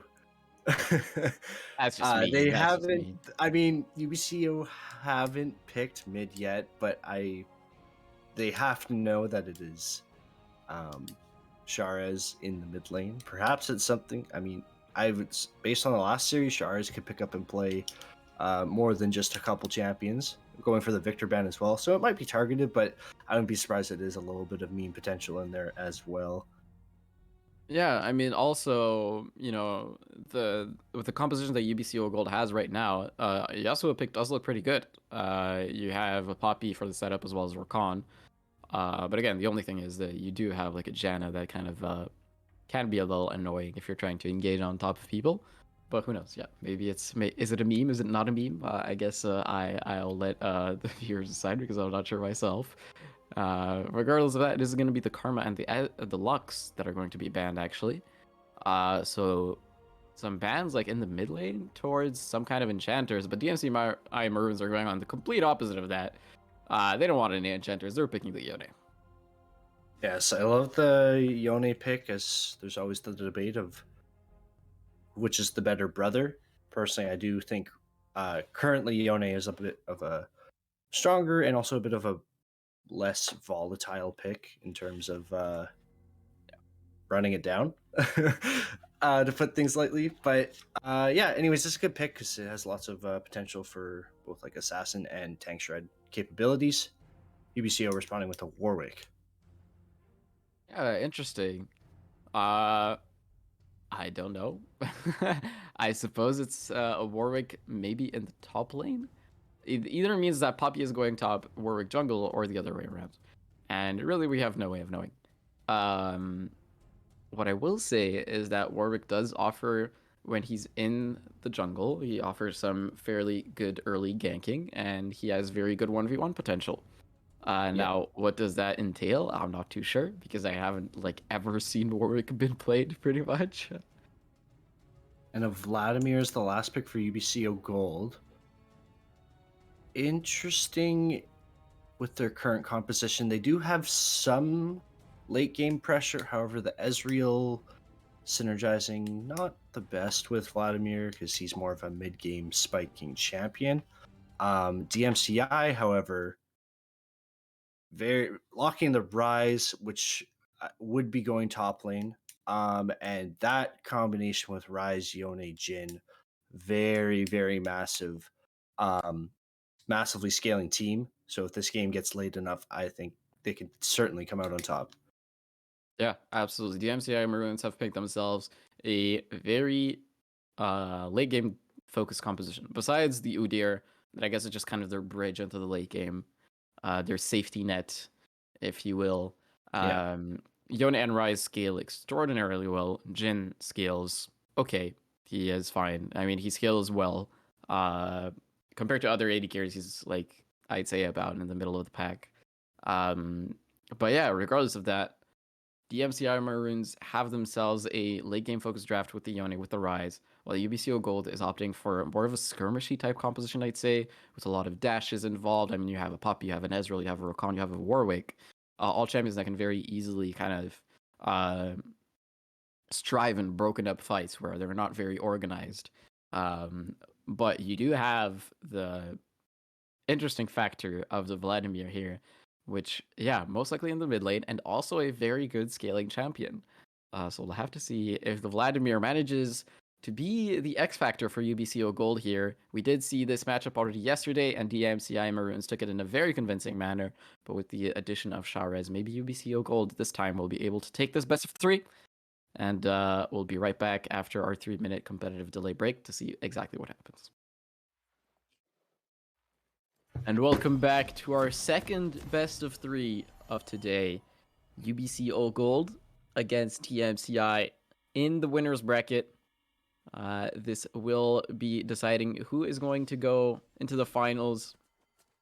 As, yeah, it looks like both team compositions here, we've talked about them a little bit before. It is going to be the jungle Poppy for Satan and Warwick, Snow Day Zoe onto the top lane Warwick.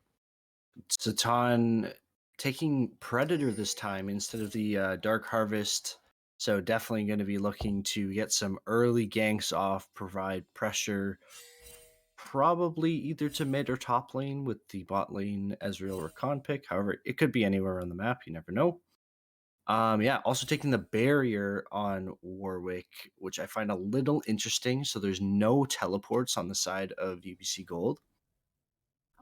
Whereas on DMCI, actually taking the teleport on the Yone, also a little uncommon, but they have a lot of TP advantages there in terms of objectives later on into the game, or even just like getting early pressure off or trying to get a kill bottom, for example, with that. So, yeah, I mean, barrier on Warwick top lane is a thing, kind of. Basically, the idea is that you get to very low HP to that sweet spot where Warwick does a lot of damage and heals up quite a lot. And then when you are at low HP, you pop your barrier and then just heal everything right back up without dying.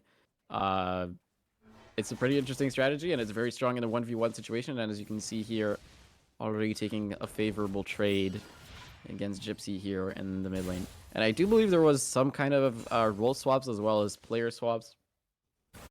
God Christ Jesus on the Yone. What a name. Yeah, was not here yesterday. I believe it was some Sasuke Itachi, was it? I don't remember, honestly. Yeah, but regardless of that, we're well onto this game. And looking at these junglers pathing, it is a top, or bottom to top, excuse me, for Satan. While Yatle is going for the opposite route. So maybe a bit of a handshake here for his Scuttles early on. yeah, probably what you want. I imagine. Yatlas is knowing that Rise is not going to be able to push too hard too early, especially into someone like Zoe or someone like Warwick, played by Snow Day Zoe. So I think he's more so pathing bottom to try and get a bit more priority and an ability for his nearby lanes to roam if anything happens at the Scuttle Crab. Yep, absolutely. As we see a bit of a fight here in the bot lane, Jeremy Clark's is actually being taken very down low with that 4-shot as well as the ignite ticking. Uzi is going to flash in, but he doesn't have the 4-shot prepared. That was just a normal auto attack. That was a bit of a questionable decision there, but regardless, Uzi blowing his flash and bringing Jeremy Clarkson down low. Importantly, Jeremy Clarkson also has his flash down, and considering Yatlez is here nearby, maybe this could result into a gank. Yeah, trading flashes with the supports at level 2. I don't know if that's the best call, especially with such a mobile support like Rakan. Definitely leaves a lot of opportunity open for Satan to come down once he picks up Predator boots, and that could definitely result in a successful gank if it comes that way. Absolutely. You can see both junglers now on the other sides of this mid lane. Both kind of looking around this mid lane, trying to estimate whether this gank is possible or not. God Christ Jesus, he's a little caught by Satan here. He has to flash away, but his jungler is there. No, never mind. His jungler recalled. That's a bit of unfortunate timing there. Finish the back. There was time, I believe, Poppy showed in mid lane, but the reaction must not have been there, or maybe they had the communication and Godcrace just said he'll flash but yeah, Atlas finished the back when Poppy went mid lane. A little bit of an unfortunate timing there for DMCI because honestly, I think that they could have taken that 2v2. Yeah, you can see Gypsy here. It's the matchup is a little difficult for Snow Day Zoe because he is in a melee versus ranged matchup, of course. But with Gypsy being completely now he's gonna flash in, but the barrier is still there. With Snow Day Zoe, he's being taken down very, very low. A few more auto attacks ought to do it. Snow Day Zoe is gonna flash in with the fear, the Q, the healing. But Yatlez is here on the Udyr. And unfortunately, Snow Day Zoe, I don't think there's any way out of this one. The healing is very decent, though. He keeps healing back up, but it's not going to be enough. Okay, first blood goes over to Gypsy. Yeah, a good flash. If Ryze had literally 50 more mana in that scenario, that was a really, really well played by Gypsy up until the point where he flashed. Now, obviously out of mana, but was still able to secure the kill. And that's and also still get the flash of the Snow Day Zoe. So still pretty good scenario for him. Picks up first blood, coming back to lane with the lost chapter. So that's really really good to have on, really good lead to have on Ryze. God Jesus Christ here. He's getting taken down very low by Sharez. But Yatlez is here. But considering that they did see Yatlez in the top side, UBC Okanagan is going to be able to take this first dragon. And if we've seen, if we've learned anything from the previous game, is that Soul is definitely a possible win condition for UBCO. Yeah, and we've seen a different Soul both games so far. The opportunity for either Cloud or Ocean Soul this game, I'd love to see an Ocean Soul, mix it up. Let the RNG of the game thrive a little bit. And yeah, certainly they love to play around their dragons, and they've shown it as a win condition for, well, I guess one game so far. The first game wasn't. It was just kind of a bonus.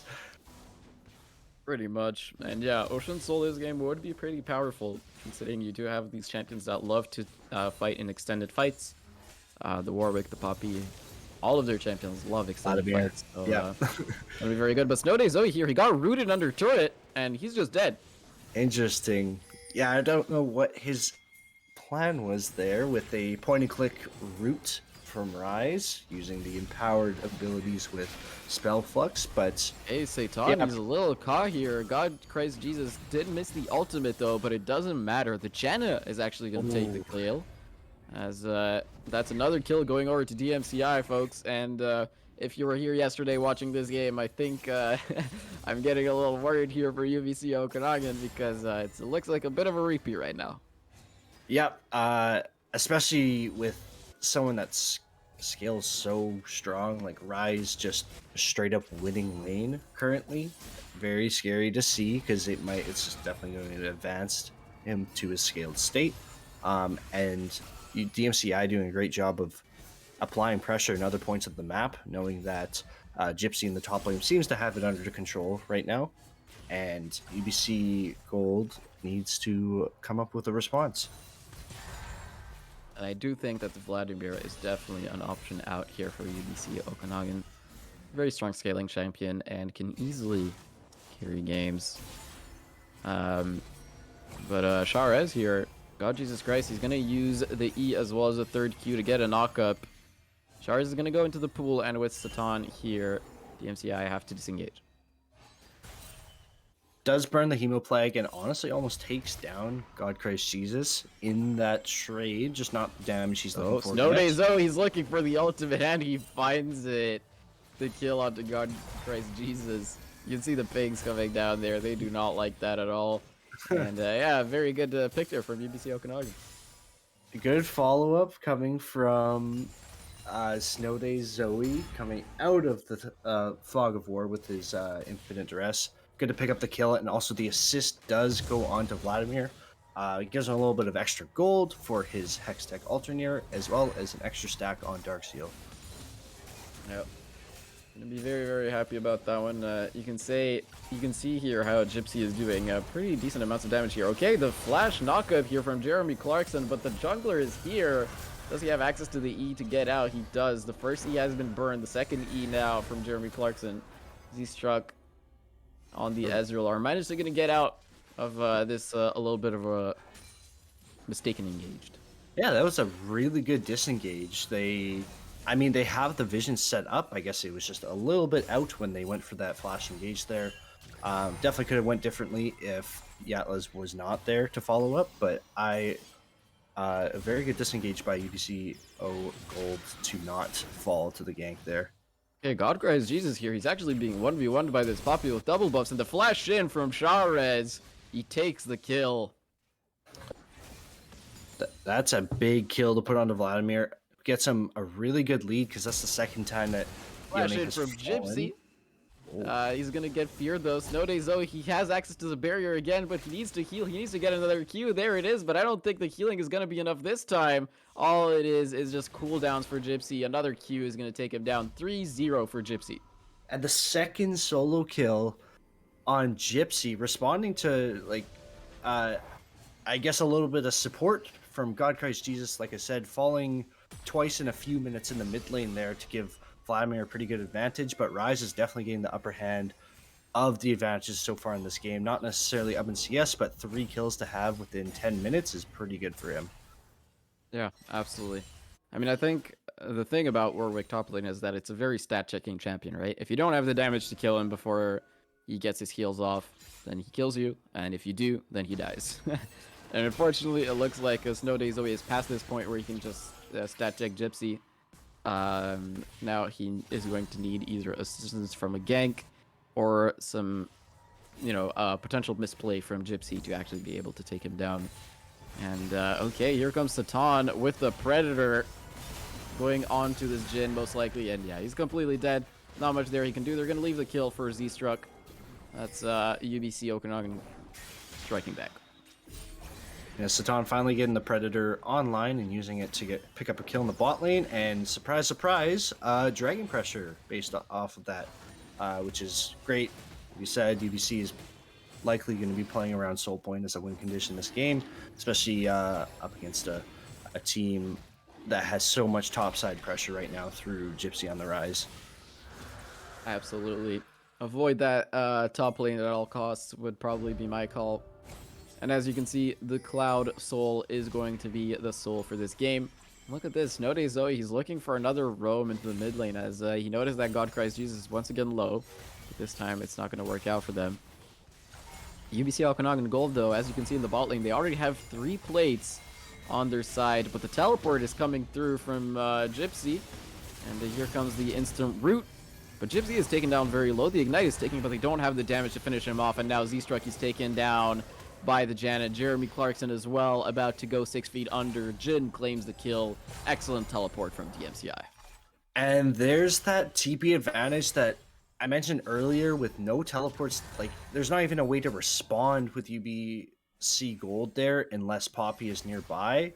But Rise teleporting, bot lane, and Udyr just running it down. There is no way to escape there from Zaystruck and Jeremy Clarkson, and a really well-coordinated 4-man there in the bot lane to give kind of a crawling in, or to bring their lane back to an even state.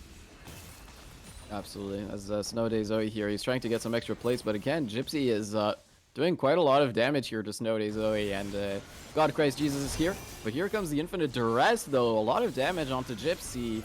One more Q ought to do it, but Gypsy is staying out of range. Snow Zoe here. He knows he's dead. Gypsy claims another kill. Yeah, now 4-0 on the Rise, who almost already has a fully stacked tier. I'm not sure if he's going to go for the Archangels before, or maybe he's going to opt into, I would say most likely Illudens, but possibly or maybe an Everfrost as well on the Rise. But yeah, so far ahead now with his 4 kills he's picked up, and yeah, he is going to go for the Everfrost as his mythic item. Yep, and with that being said, it looks like Gypsy and God Christ Jesus might be looking for a bit of a lane swap here. Sharez, he already used his E, but Gypsy is taken down very low. The Ignite is ticking, and the ultimate is on him. That means Sharez gets the shutdown. Now this Vladimir ought to be a very, very big problem. 2-0 with a lot of gold under his pocket now. He definitely did not expect that damage coming from Vladimir. With the Ignite, he does have his Proto Belt completed in that scenario. Oh, Yalez is taken down very low as well. The flash in QE from Sharez. 3-0 on this Vladimir. Is this just going to be another Sharez gap, or?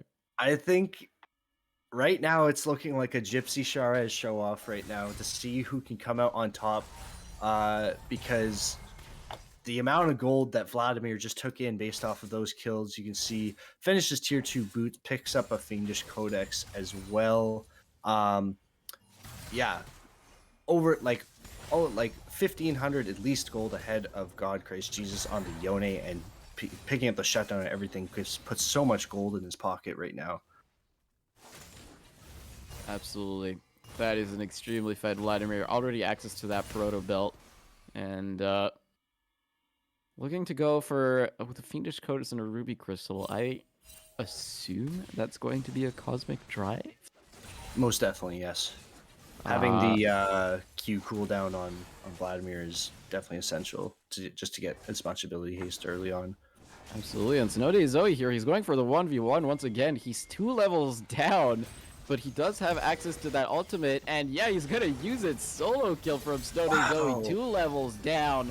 That is the power of the Warwick in the top lane that we were talking about. God Christ Jesus, though, he's going to try and find the Vladimir, but he was swiftly dodged with the pool, and Sharez is on a rampage. And the turn of the turn of events, the turn of momentum in this game has just like a flick of a switch. The solo kill coming from Snow Zoe after finishing off the Sunderer, having the mythic advantage on Gypsy, but who now picks up the Everfrost. That, like you said, that was a stat check moment where Snow Zoe knew that he very easily had the kill with the Sheen proc damage, and picks it up under tower nonetheless. Yeah. Warwick top lane is 100% a stat checking champion. It is essentially alternative Garen in my eyes.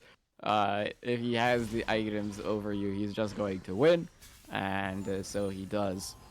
In the meantime, Sharez picks up an entire turret in the mid lane, and he's now in a 1v3, but he has access to the pool again, so he's really not worried. He's just going to throw the thumbs up, and ladies and gentlemen, this is the 3rd dragon. This is Soul Point. This is the fight that decided last game for UBC Okanagan Gold.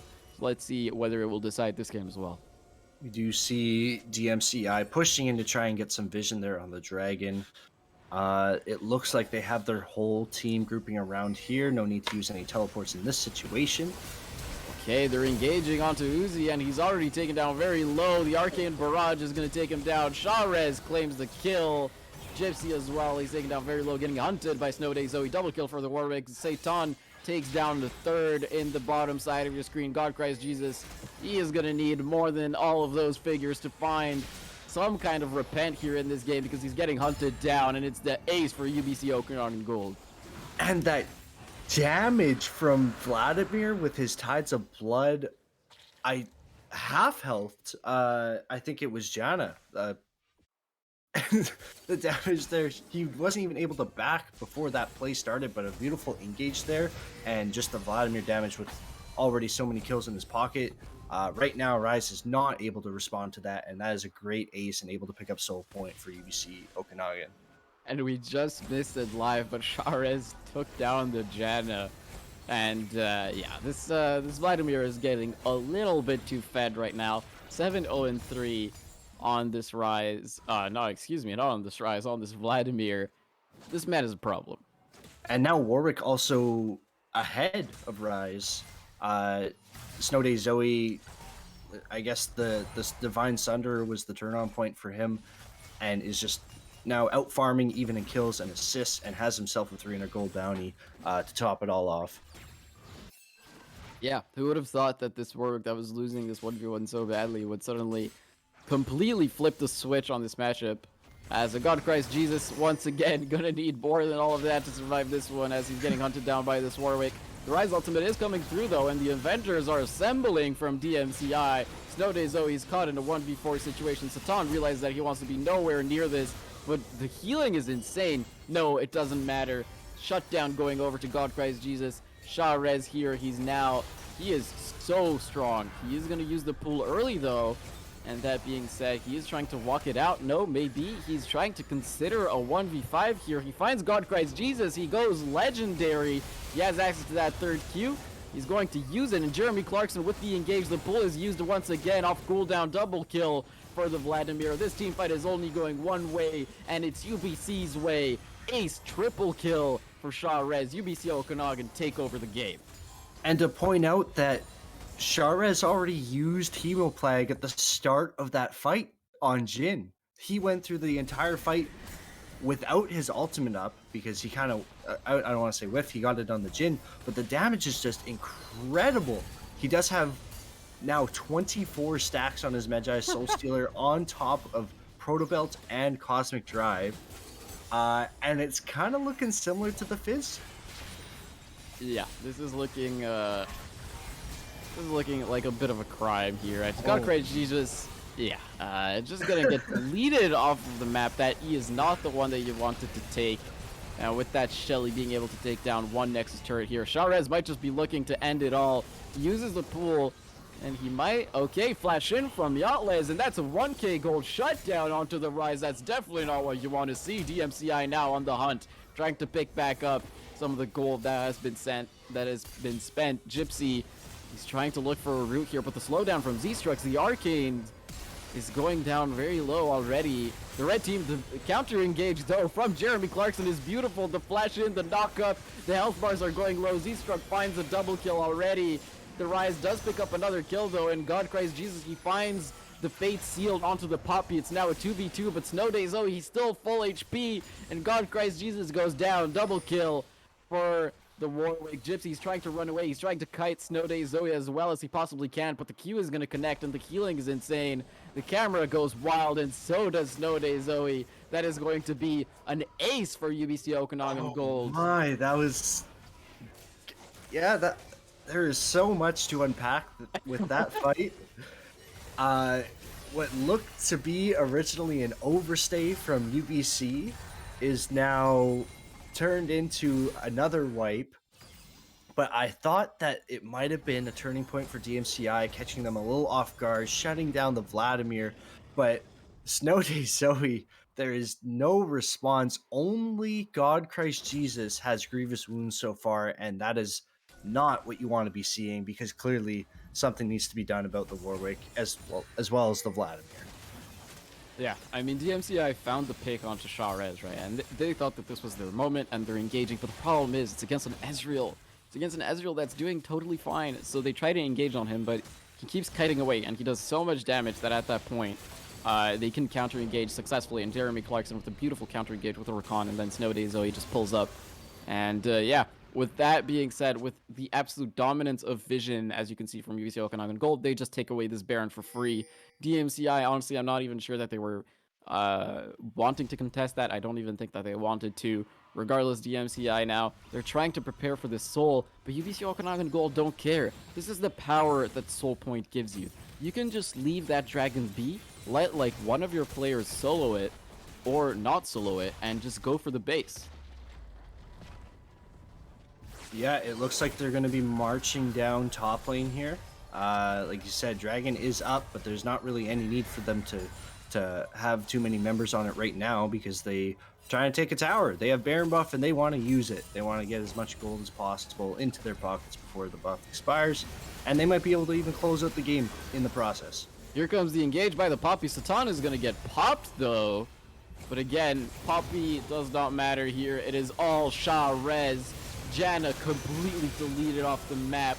Here comes the Fate Seal, though, but it doesn't matter. The double kill for the Vladimir as he goes golden. Z-Struck is unstoppable, and UBC Okanagan Gold, they're going to take this game. Triple kill for Sha Rez. Quadra kill for Sha Rez as they take this first game of this best of 3. Yeah, a very convincing performance from Sharez yet again. I guess he might have heard what we were saying about him not popping off as hard in the second game of the series, and he wanted to show us it's not just Fizz that gets the job done. Securing the quadra kill there, securing game 1, and another pretty massive stomp once the game got going on for UBC Okanagan Gold. And what a game. We are back at the Red Bull analyst desk. Gentlemen, that was exciting. Man, Sharez coming in hot, like you said. Let's break this down a little bit. I need to talk about Warwick top with a barrier. Last night, we talked about how strong teleports are. No teleports on the side of UBCO Gold. And yet, Warwick goes down. Oh, man, am I crazy? Was he 0-4 and let down 2 levels versus the Rise?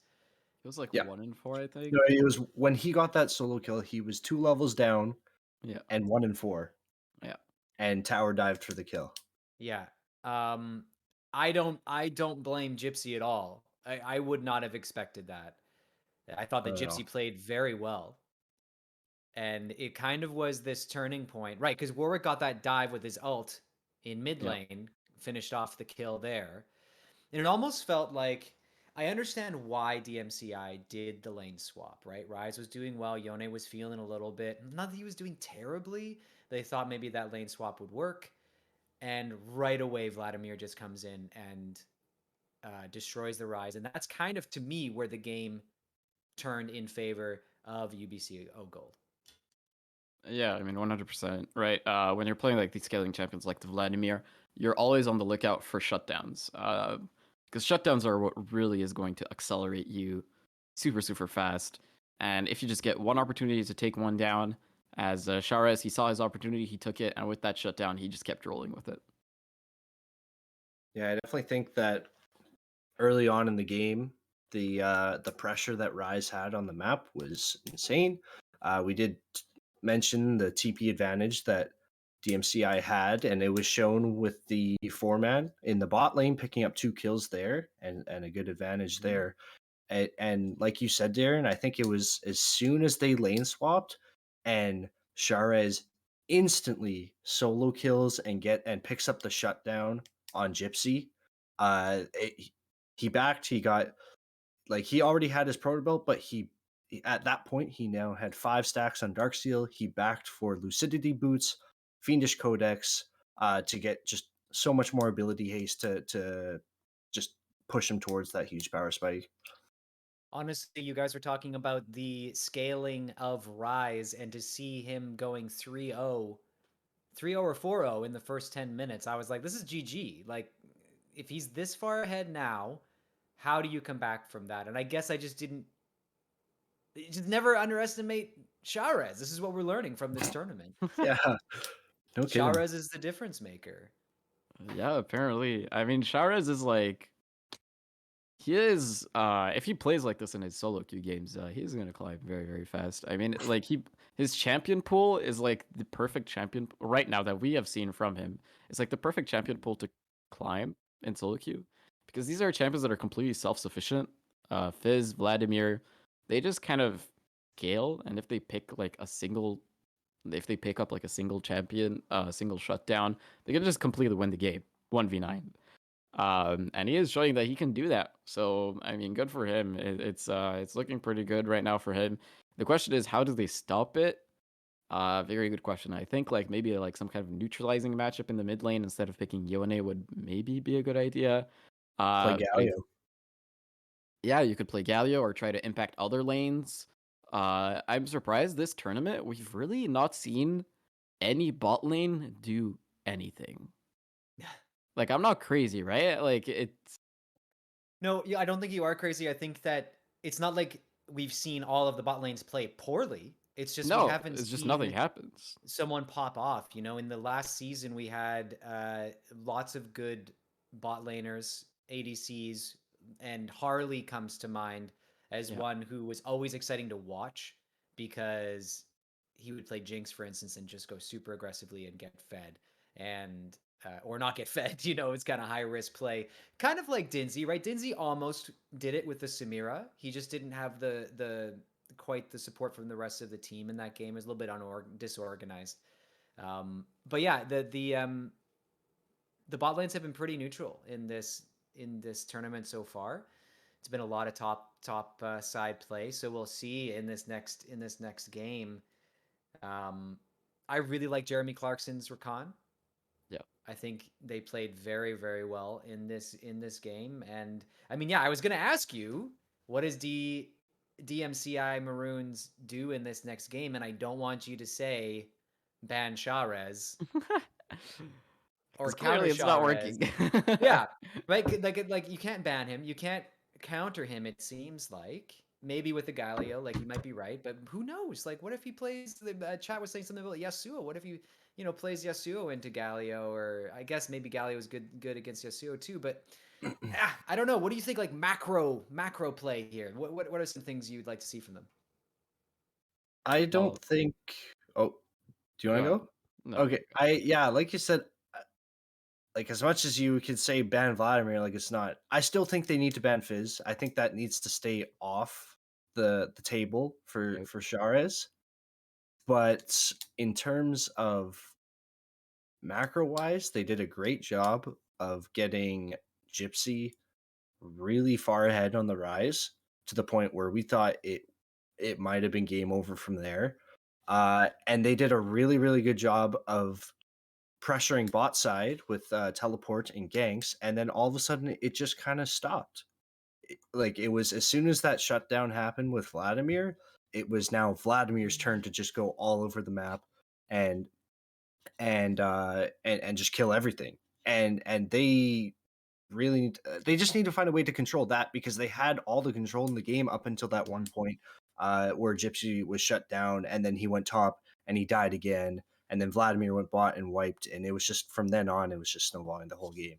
Yeah, I think you're absolutely right. But we are going to go into game two here. Draft has started of DMCI Maroons versus UBCO Gold. Take it away, boys. Alrighty. Now, in this second game of our best of three in the winners bracket, DMCI Maroons versus UBCO Gold, this is our second draft. And we talked about keeping Fizz off the board. Guess what DMCI Maroons did? They didn't keep Fizz off the board. Nope. They banned the It's, Vladimir. yep. Uh Not I don't know if it's going to be early on they're going to pick it, but however they I guess after watching, maybe they watched the first game with the Fizz and they thought maybe it's probably easier to control that than to control Vlad.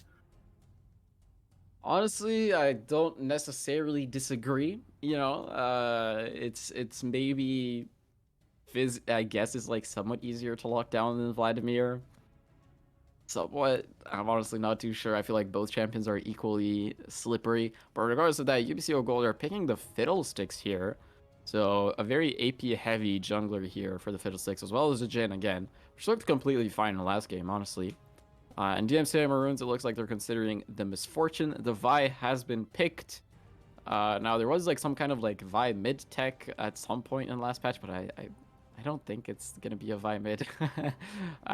Most likely gonna be a Vi jungler. Yeah. There. And you Yeah. notice that UBCO did ban the Rise, knowing that Gypsy, if Charis didn't pop off like he did last game, Gypsy very well could have 1v9 the game in similar style. But yeah, they're picking that up. Will it be interested? I really wonder if they're gonna.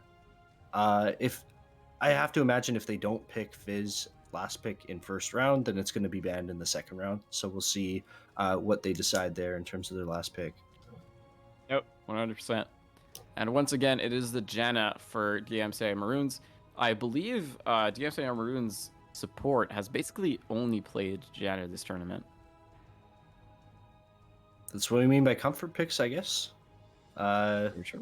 It has been working for them so far. You see the game yesterday, and it might be just what they're able to protect their ADC the most on. We know that it's like we said, it's not like anybody's really been popping off in the bot lane, but there's been some great matchups, and it seems like every bot laner has been performing quite well so far today, aside from the first game. Yeah. Those And it like, is going to be the Swain actually that is picked for UBCO Gold. So this Swain could be going into the support role. And Swain is one of those support picks that can easily flip the switch in the bot lane. You can get like your AD carry pretty fed, or get fed yourself very easily with the Swain. A bit of a menace this champion is in the bot lane. As now into our second round of bans, it is the Yone for UBCO Gold, the Darius for DMCI Maroons. yeah, and very intrigued to see. I really want to see a Fizz ban, or else I am worried for DMCI if for what happens this game. Oh, They were listening. they are listening to They are us. listening. They paid attention to that Galio idea. They don't want any funny business going on in the mid lane. And I think Char they're looking to him to sort of lead the team to victory yet again. Yeah, and honestly, Galio was looking like a pretty decent pick here for DMCI Maroons with a combo with the Misfortune as well as the Vi. You kind of ult on top of Vi, and then you stun people, and Misfortune just ults. So it was looking like a pretty good. They are listening to us. As I believe, honestly, though. yeah, but I think it's definitely the correct play here. You don't want that guy on Fizz. He seems like a bit too much of a monster on that pick. So good for DMCI Maroons for listening to us. Yeah, that does leave the Victor open for Charez. I know that's another one of the champions that he plays quite a bit. And that's another one of his champions, like, scales really well and also is a rather safe lane with his range matchup. But it's the Yasuo.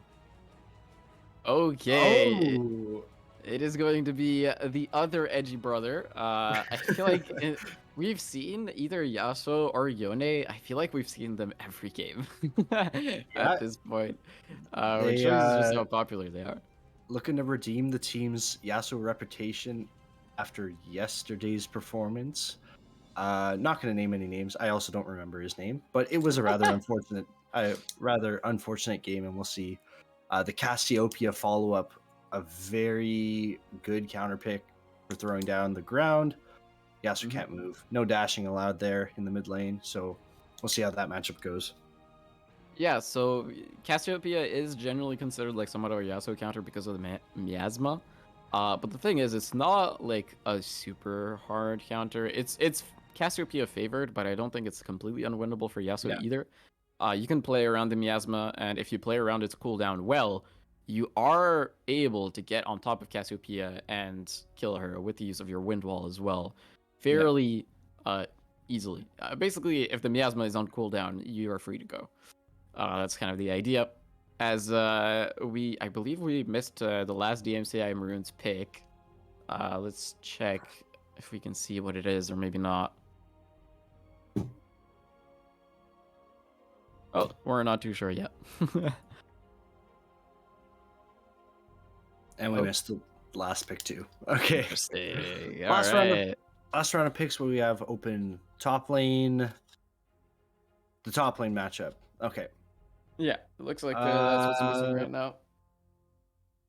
What do you think? I wouldn't be surprised if DMCI maybe picked up an Ornn to take it away for the possible wombo from UBC with Yasuo ults. Maybe. That's very true. I feel like both teams could have gone for some kind of heavy engage tank top laner here, and it would have fitted their composition pretty well.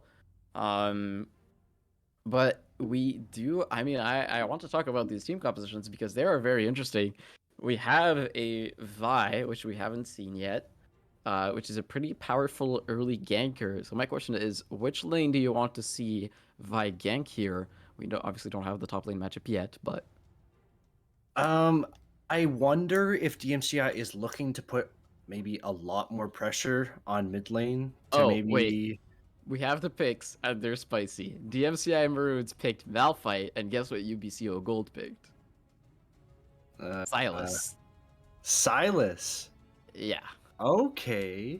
So if anyone is not aware, Silas is a very good Malphite counter pick because Malphite indexes in armor, Silas is an AP pick, and he can steal away Malphite's ultimate. Yeah, And that's what I look was at thinking what they for. have. They have a Yasuo.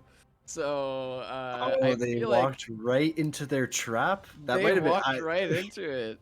I was about to comment and basically say, like, depending on who the top laner is, it can be difficult for Yasuo to get a good ultimate off. He can ult off of Swain's pull or Yeah. his tornado, but with Silas, that can just steal Malphite's ult for a really really nice team fight. I really like that, especially with Fiddlesticks too. There's lots of potential there. Oh yeah. I mean, this is an unfortunate Malphite pick because you just counterpicked yourself pretty much. Yeah. Not only did you okay, so first of all, when you're picking Malphite, I feel like Silas has to be banned, uh, or all like the top laner is already picked, because Silas is just such a powerful counter pick.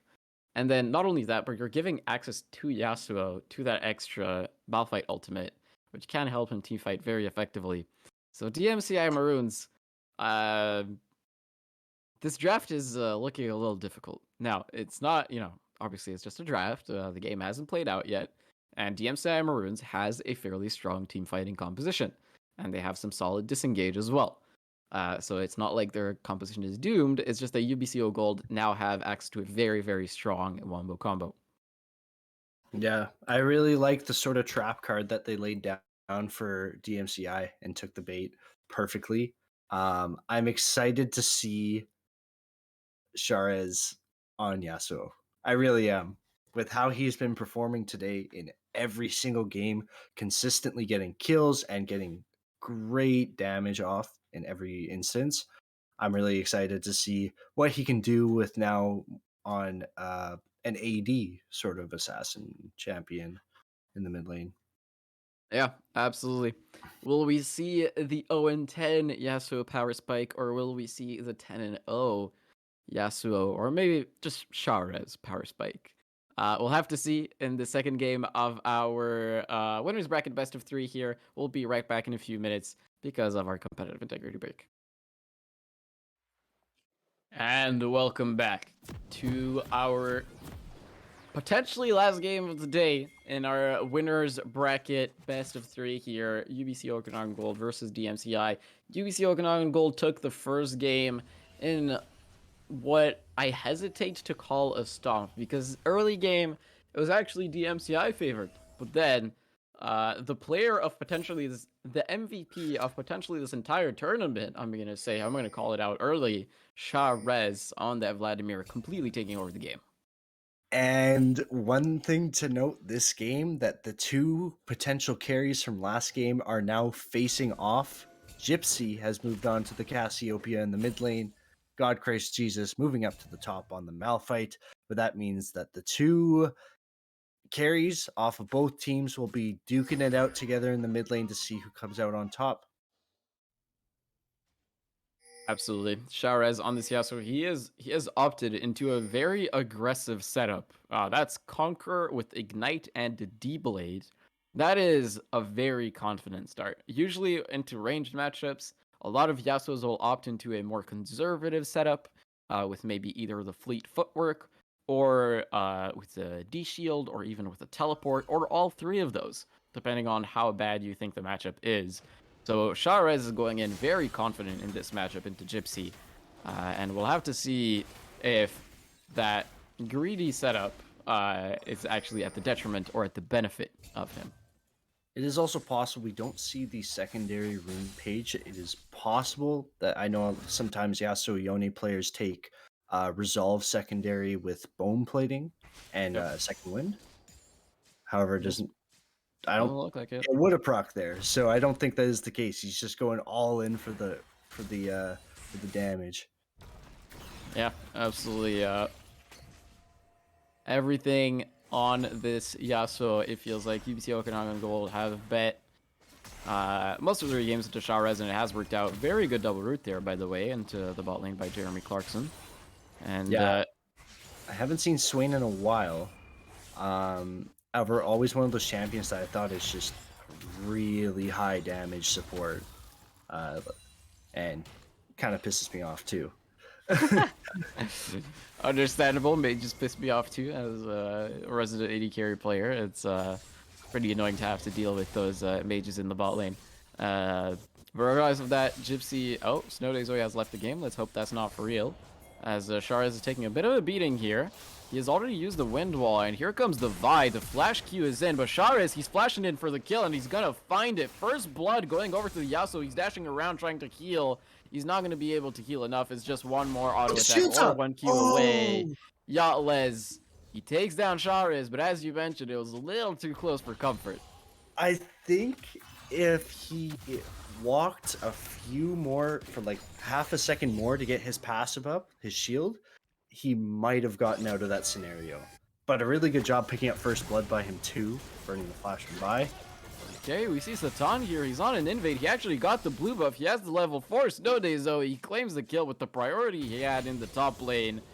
And now both solo laners from the side of DMCI don't really know what to do and are going to go back to their lanes. It's already a 1-kill lead for UBC Okanagan Gold.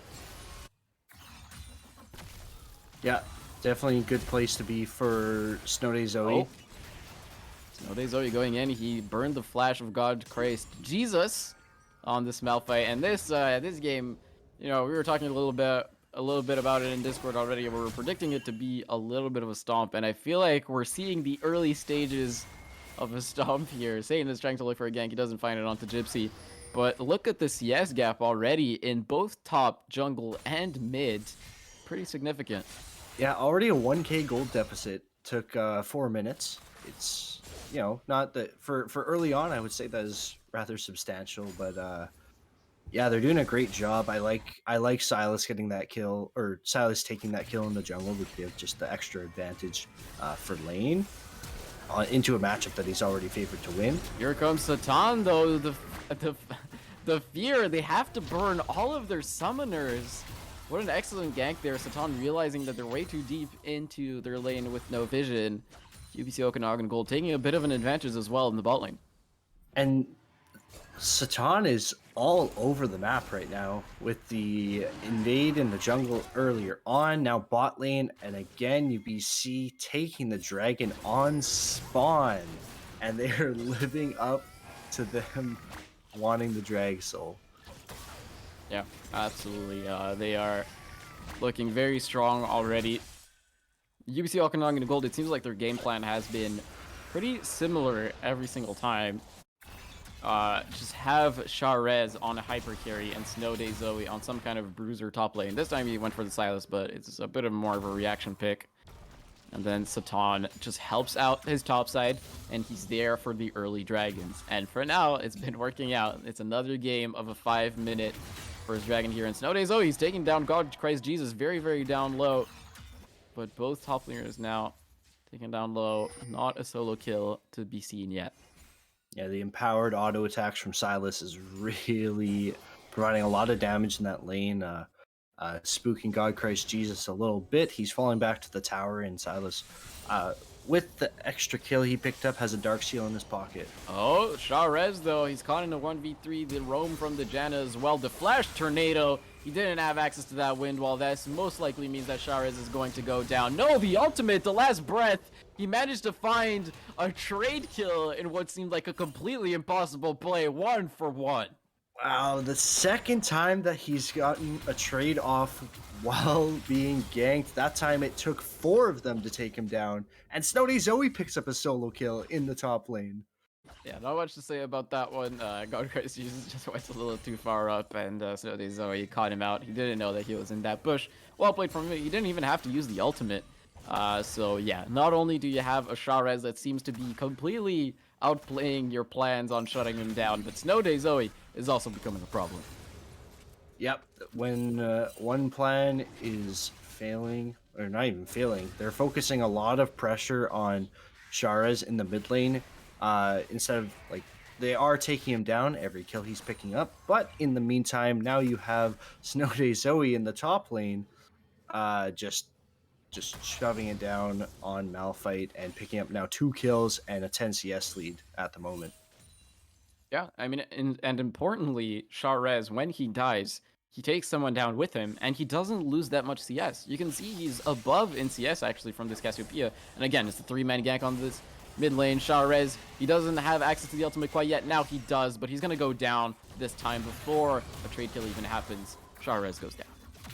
Yeah, as we suspected, they're putting a lot of pressure on mid lane. That's another 2 people come mid. Oh, Snow Day Zoe here, though. He's brought down very low, but he still has access to that healing. Still has the unstoppable force, and he's going to use it just a little bit too late. Shut down for God Christ Jesus, but it is traded with Satan. Yeah, Satan there to just clean up. A little bit of a misplay by Snow Day Zoe. I don't believe he hit the knockup on Malphite. I think it hit a minion. But just not enough damage quite yet. The healing almost did save him there, which was pretty crazy, but good kill pickup for God Christ Jesus. As we mentioned with bot lane, it's been kind of mellow so far this tournament. There is quite the CS lead in regards to Zaystruck. However, Uzi, sorry, does have a kill to kind of even that up. Yeah. I mean, the CS lead is mostly just from Janna being on roam duty for a lot of the time, and a bit of some CS being missed as well from Uzi. As we can see an invade here in the top side from Satan. He found Yatlis, but Satan doesn't know that Yatlis saw them with that sweeper. He might be in a bit of a sticky situation here. They have vision on him. He's grounded. He's going to have to flash over that wall. The miasma was a little bit misplaced and allowed him to flash over that wall. Yeah. Yeah, good vision or good awareness there by DMCI. Catch him over the wall with a sweeper, and yeah, like you said, Satan had no idea that they knew he was there because of the sweeper revealing him over the wall, and we're able to burn the flash there, which is a really good ability to burn on a champion like Fiddlesticks. Okay, flash Q, miasma, and the petrified gaze, and that is a sad solo kill. This Yasuo did not move for about 2 seconds and went down. Yep. They're really good. That's a really, really good combo there with what is it called? The cease and desist from Vi, correct? And then while Yasuo is up in the air, Miasma comes down, and there's literally just nowhere he can go. No dashing available because he's grounded, and a good kill to pick up, and he falls to 2 and 4. Yep. I have a feeling DMCI absolutely hate Charez. They do not like him at all. As God Christ Jesus, he's gonna have to ult away from that one. He realizes he's brought into lethal range from Snow Day Zoe. And yeah, it's a little bit of a struggle in the top lane, but I mean, it is a counter pick. It is a losing matchup, and this is top lane after all. So we always did expect this lane to go that way. Yeah, and especially at the end of the day when you're playing a champion like Malphite, if you're losing down CS, especially in a counter matchup like this, that is what you should be expecting. But when it comes down to it, you are still going to be a big boy tank when it comes to fights later on in the game. Your objective there is either to get a good combo off for team fights and also just to to absorb damage from the other team. Indeed, and UVCG, you just saw it once again. Take the dragon on spawn. This has been their game plan every single time, and for now they haven't dropped a single dragon in the last few games that we've seen them. So another dragon under the belt, and this time it is another Cloud Soul, which I will say this game kind of sucks. It doesn't really do much. Jin literally stays is stunned in place. Meanwhile, but anyways, Gypsy here, he finds a very good petrifying gaze, but he's still gonna get hit with the NATO. That means that Charez takes the kill. Good pick there, but it was a really good petrifying gaze from Gypsy, but just not enough to get away with his life. And yeah, Cloud Soul in 3 out of the 4 games we've had today. Very similar to when I play ranked. Anytime I have an advantage, it seems to throw Cloud Soul in my direction. And yeah. As okay, Uzi here, he's getting pretty low. The curtain call is used, but the Janna is here to body block it. It should be alright for DMCI here. Snow Day Zoe, he's in a 1v2, but he has access to the Unstoppable Force, and God Christ Jesus, he's very low. I'm not sure if this works. The Flash Unstoppable Force with the CC chain. God Christ Jesus, they find a kill, but here comes the Crow Storm. Satan in a 1v2 situation, but he doesn't have the damage, and the CC is more than enough on DMCI. The damage is more than enough to take him down. God Christ Jesus takes another kill, 3-2 on the Rock. I don't know what Satan was doing there. The most blunt way possible. Lots of damage coming out from the... Okay, Sharez, he's going in. That's just a solo kill onto the Cassiopeia. The teleport with the unstoppable force. The last breath shut down onto the Rock. Sharez. Oh, that's unfortunate. That was a very epic moment, followed by a bit of a whoopsie here in the bot lane. And now Z-Strike is caught into 1v2, but he's gonna be fine. I think he runs more than fast enough. What a beautiful TP from Snow Day Zoe. Yeah, very great play. Did have the unstoppable force in his back pocket with the with Silas's hijack and getting the free ult off with Yasuo or the last breath and securing a kill there. Yeah, I mean, it's insane. Sharez just keeps being focused down and keeps finding these angles that shouldn't be possible, but somehow are. And now 5-4 on a Yasuo that was originally 2-4. Yeah. It's very scary. Oh, the shield bow with another agility cloak, which I believe it brings him to about like 84% crit chance or something along those lines. So scary place to see a Yasuo at this point in the game. 100%. I was thinking if we could take a look at the gold here, because I'm pretty sure that Sharez is now the richest person. Yeah, it's not even close, actually. He's 2K above Gypsy on Cassiopeia. It's so insane. This guy was so far behind, and then suddenly he flips the switch, and he's now the most fed person on either team by far. Sharez is absolutely a force to be menaced with, and so is God Christ Jesus. Apparently, he's going in with the unstoppable force, but he doesn't have the damage. This is a tank malfight after all. Snow Day Zoe, I think this is just a free kill here, as long as he gets just one W or one E. A bit of alcove gaming, but it doesn't matter. Snow Day Zoe seals the deal. Yeah, God Christ Jesus was going in expecting to kill probably off the knockup of the ult, but Snow Day Zoe was able to use his Kingslayer and heal while God Christ Jesus was like in his unstoppable force. Like, he healed before he got knocked up. That was pretty picture perfect there from him. As you can see now, these tornadoes are starting to do a lot more damage from Sharez. And the pressure is on for DMCI once again. They are down 4k gold at this point, with 2 Drakes already on UBC Okanagan's side. They need to find a way to get more gold onto this Cassiopeia and less gold onto the Sharez, or else this might just be another 2-0 for UBC Okanagan gold. Snow Day Zoe is going in with the hijack on Vi's ultimate. Yeah, I find a bit of a stolen ultimate here, but they're baiting for the Fiddlestick. The Crowstorm comes in. Yalez is already gonna... No, he somehow lives through that with the shield passive up. No, Snow Day Zoe claims another kill. God Christ Jesus, he's in a 1v3 situation. He's gonna be taken down by Snow Day Zoe once again. Double kill for the Silas. Yeah, and the whole team there to follow up as well, but a very, very beautiful bait there to have Satan just charging up the Crowstorm in the bush there to get 2 fears and secure one of the kills. They are plopping Rift Herald down in the top side of the jungle, and it's going to go towards Snow Day Zoe's push on the tier 2 top tower. Also, would you take a look at Z-Struck for me? Z-Struck, this is peak 80 carry gaming. 0, 0, 0. 200 gold bounty. With that 140 CS for the turrets that he brought up. That is some reckless gaming right there. Take no risks, but take all of the CS. Yep, 40 CS lead at this point, as well as picking up that tower bot lane. It is sure that he is pretty far ahead of the Misfortune at this point. Yeah, that's... Hey, but Sharez here, he's gonna flash out of the unstoppable force.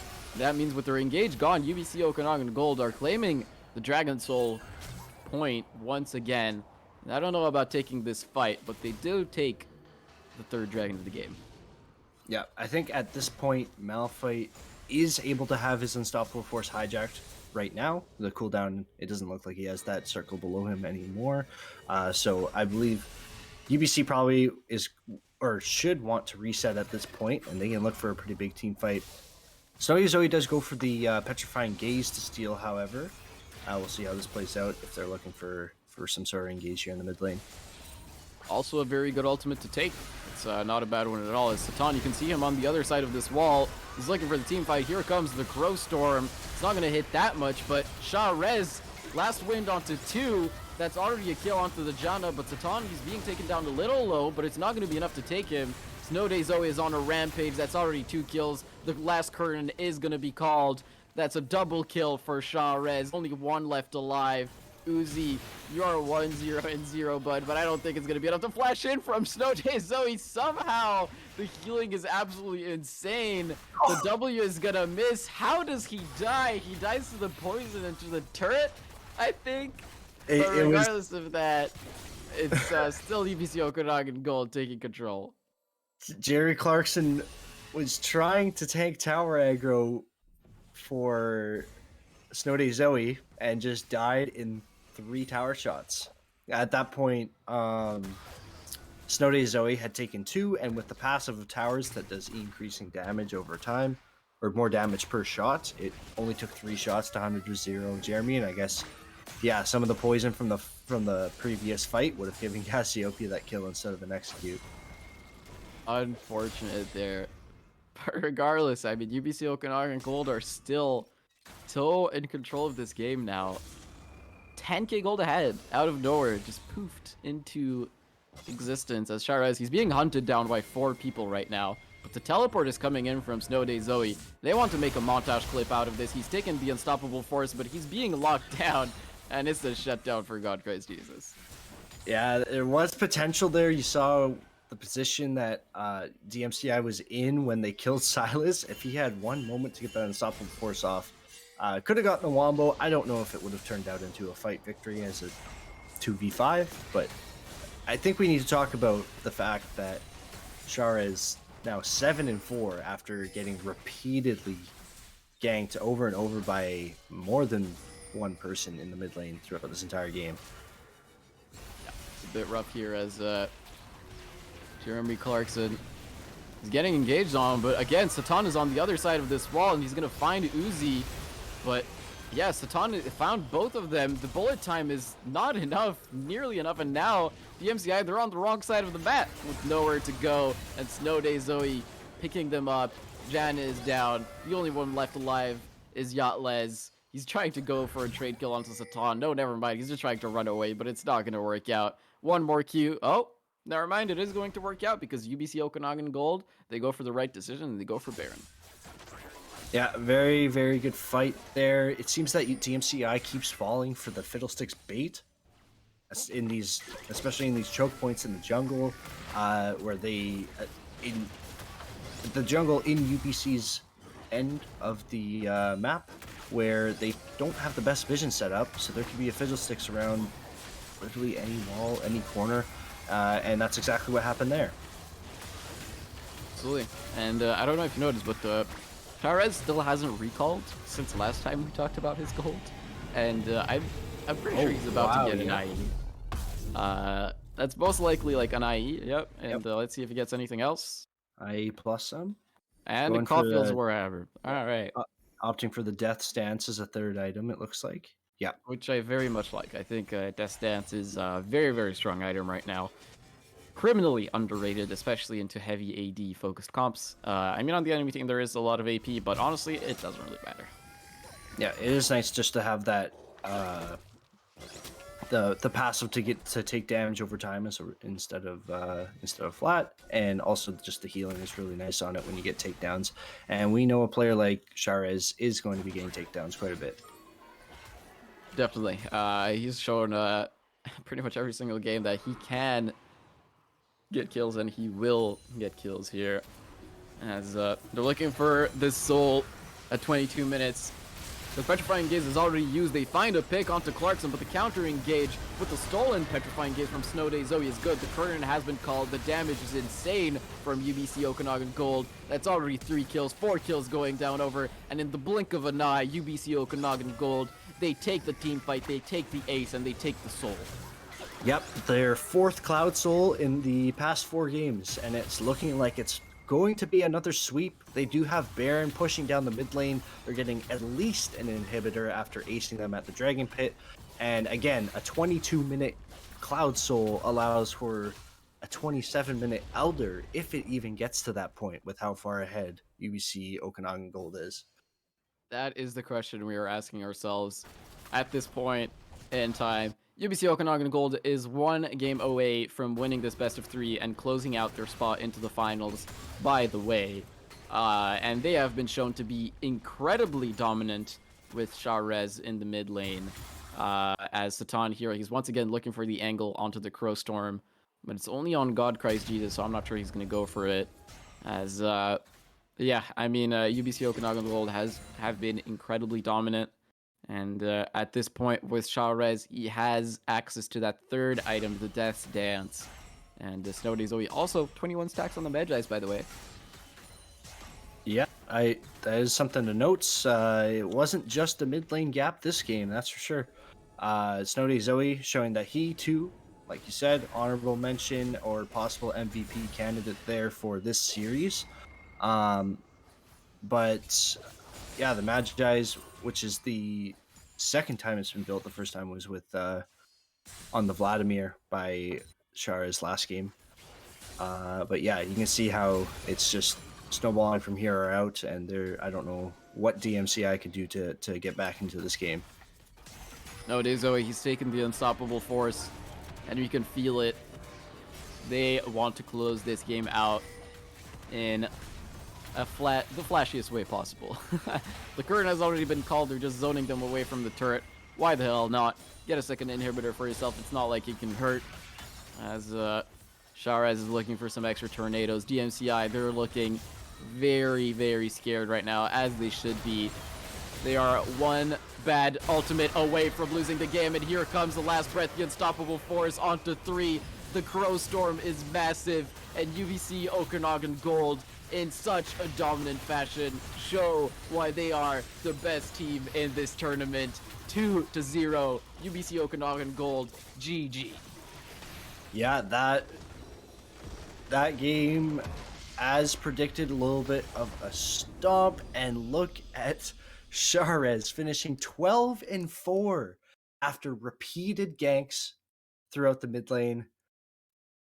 Not biased. Not biased at all. Not biased at all, but holy moly, Sharez knows how to put on a show for the audience.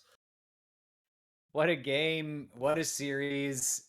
Man, this just really shows the power of one player on your team being incredibly strong.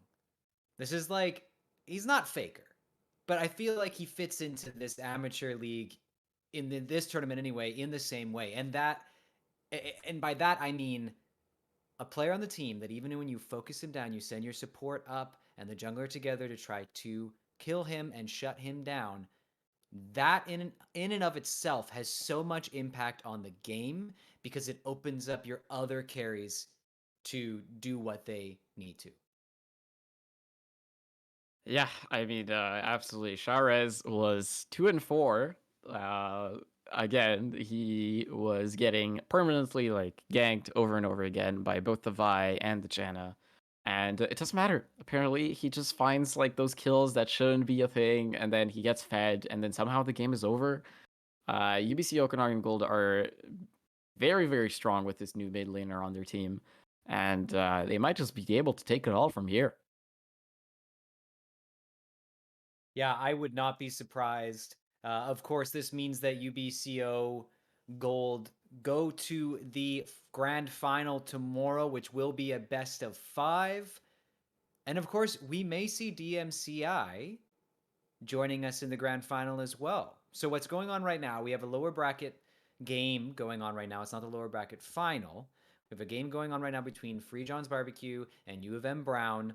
The winner of that moves on to the loser bracket final to play DMCI Maroons. The winner of that game joins us in the grand final tomorrow.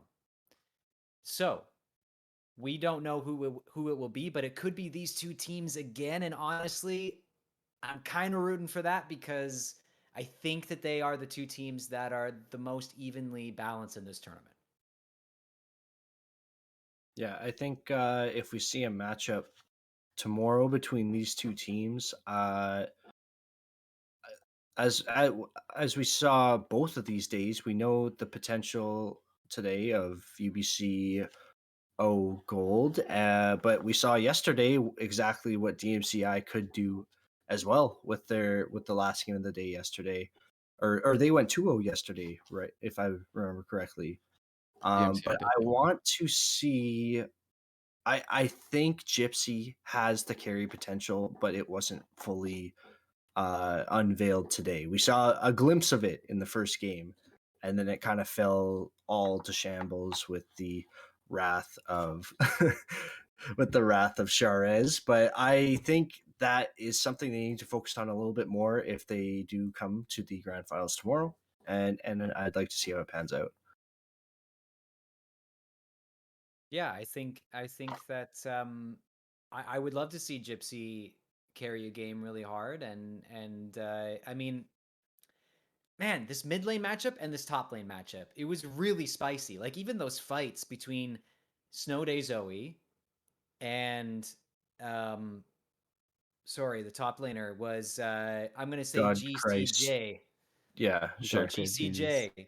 Um, they were close fights, right? And the Malphite, I know, was in a losing lane. It was still a close fight. Of course, Satan was everywhere, but so was Yaltez on the Vi.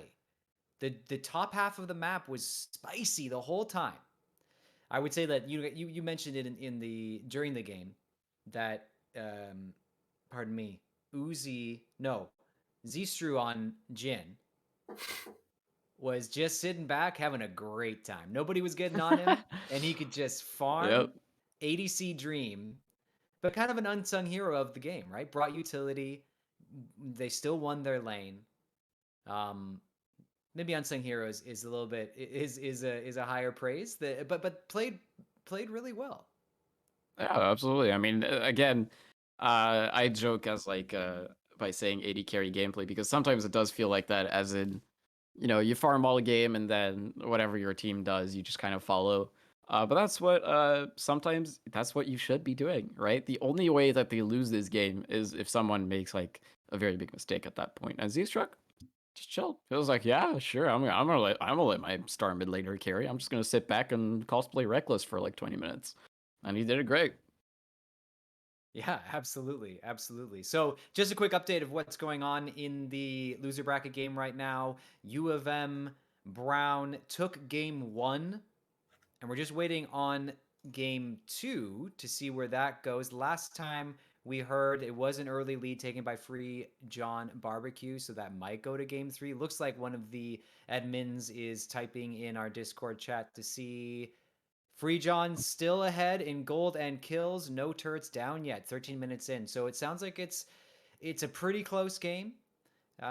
Free John's barbecue might end up taking that. It might go to 3. Of course, this was our last game for this broadcast today, but we will be back tomorrow.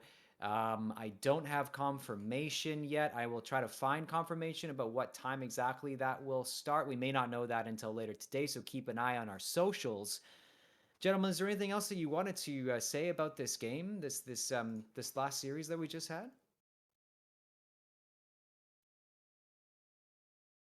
Um, Uh, Shara's MVP. Yeah. That's it. that's, that's that's fair. it. I think Yeah. if I had when you okay, so when you have like these types of star players, right? I think there are two ways of addressing these problems. These problems. I call Shara as a problem. He is a problem. Okay, let's be real. Mhm. This man is madness. Okay. Um, you have two ways of addressing it. Either you do what you did last game, or you try to do what you did last game, where you give yourself a winning matchup and then you just focus on him, right? You bring in the ganks, you bring in the cavalry, you try to neutralize the matchup as much as possible or crush it, right? Because you're like, oh, is there a crucial piece? Is there queen, right? You want to take it down. The other way that you can win is by making another one of your lanes stronger. So either your top lane or your jungle or your bot lane, and you make that into your own queen piece, and then you have them battle it out essentially. And you have to commit to either of those two, or else it's not going to work. And I think this game, like we saw them going for the first option a little bit, and it somewhat worked out. But I think like it's very difficult to keep him down. I think the Malphite pick in the end was really unfortunate because as soon as they pick that Malphite, unfortunately, it's like a trap. It's they're like, oh yeah, we're gonna take away Malphite so that they don't get the Malphite. Yeah, so a combo, and then the trap is set. So nowadays, oh, you just pick Silas and boom, the draft is instantly won. You had like this winning matchup in the mid game, in the mid lane, and you saw how it played out, right? You saw how like what's his name, the AD carry that was on Vi, I forgot. Regards, Uh, Vi and Cassiopeia managed to lock him down a few times, yeah. and they got those kills rolling. And we were like, oh, okay, like Sharez is like he's like kind of inting, right? Or it's not like he was inting, it's just that he was getting locked down and killed. But it doesn't matter when you have that Malphite ult. You can just press a button, and there you go. So yeah, I would say drafting is going to be very important, and essentially choosing a game plan that will either make Sharez less strong or make one of your laners more strong. Yeah, I mean that's the beauty of League of Legends, right? Even when you think you have a queen in your on your team, it can be turned into a pawn so quickly by a counter pick or by a something else in the draft that just works better. Yep. And that kind of stuff, I can only imagine as never playing on a team, that kind of like theory crafting with draft and staying on top of that stuff, it's got to take practice. It's got to take knowledge, deep knowledge of the game. And it felt like in this series, UBCO Gold had a little bit more knowledge to access than DMCI Maroons. But again, we will see tomorrow in the grand final, best of 5, who is going to take the entire preseason tournament. It's for sure going to be UBCO Gold in the grand final. We will see later on today and tomorrow who is going to be joining them. But for now, thank you so much for joining us and tuning in for this 5-hour stream, 4-hour stream. Nice long stream today. Nice way to spend your Saturday afternoon. We're glad you came. Hopefully, you are too. Thank you, Natural. Thank you, Birdman, for joining me today and doing an excellent job of casting. Thank you, everyone behind the scenes, Biospark, Kieran, Mel, as always, for keeping things clean and crispy with the stream. We will see you tomorrow, either I think at noon or 1, but follow our socials. In the meantime, stay safe, stay salty,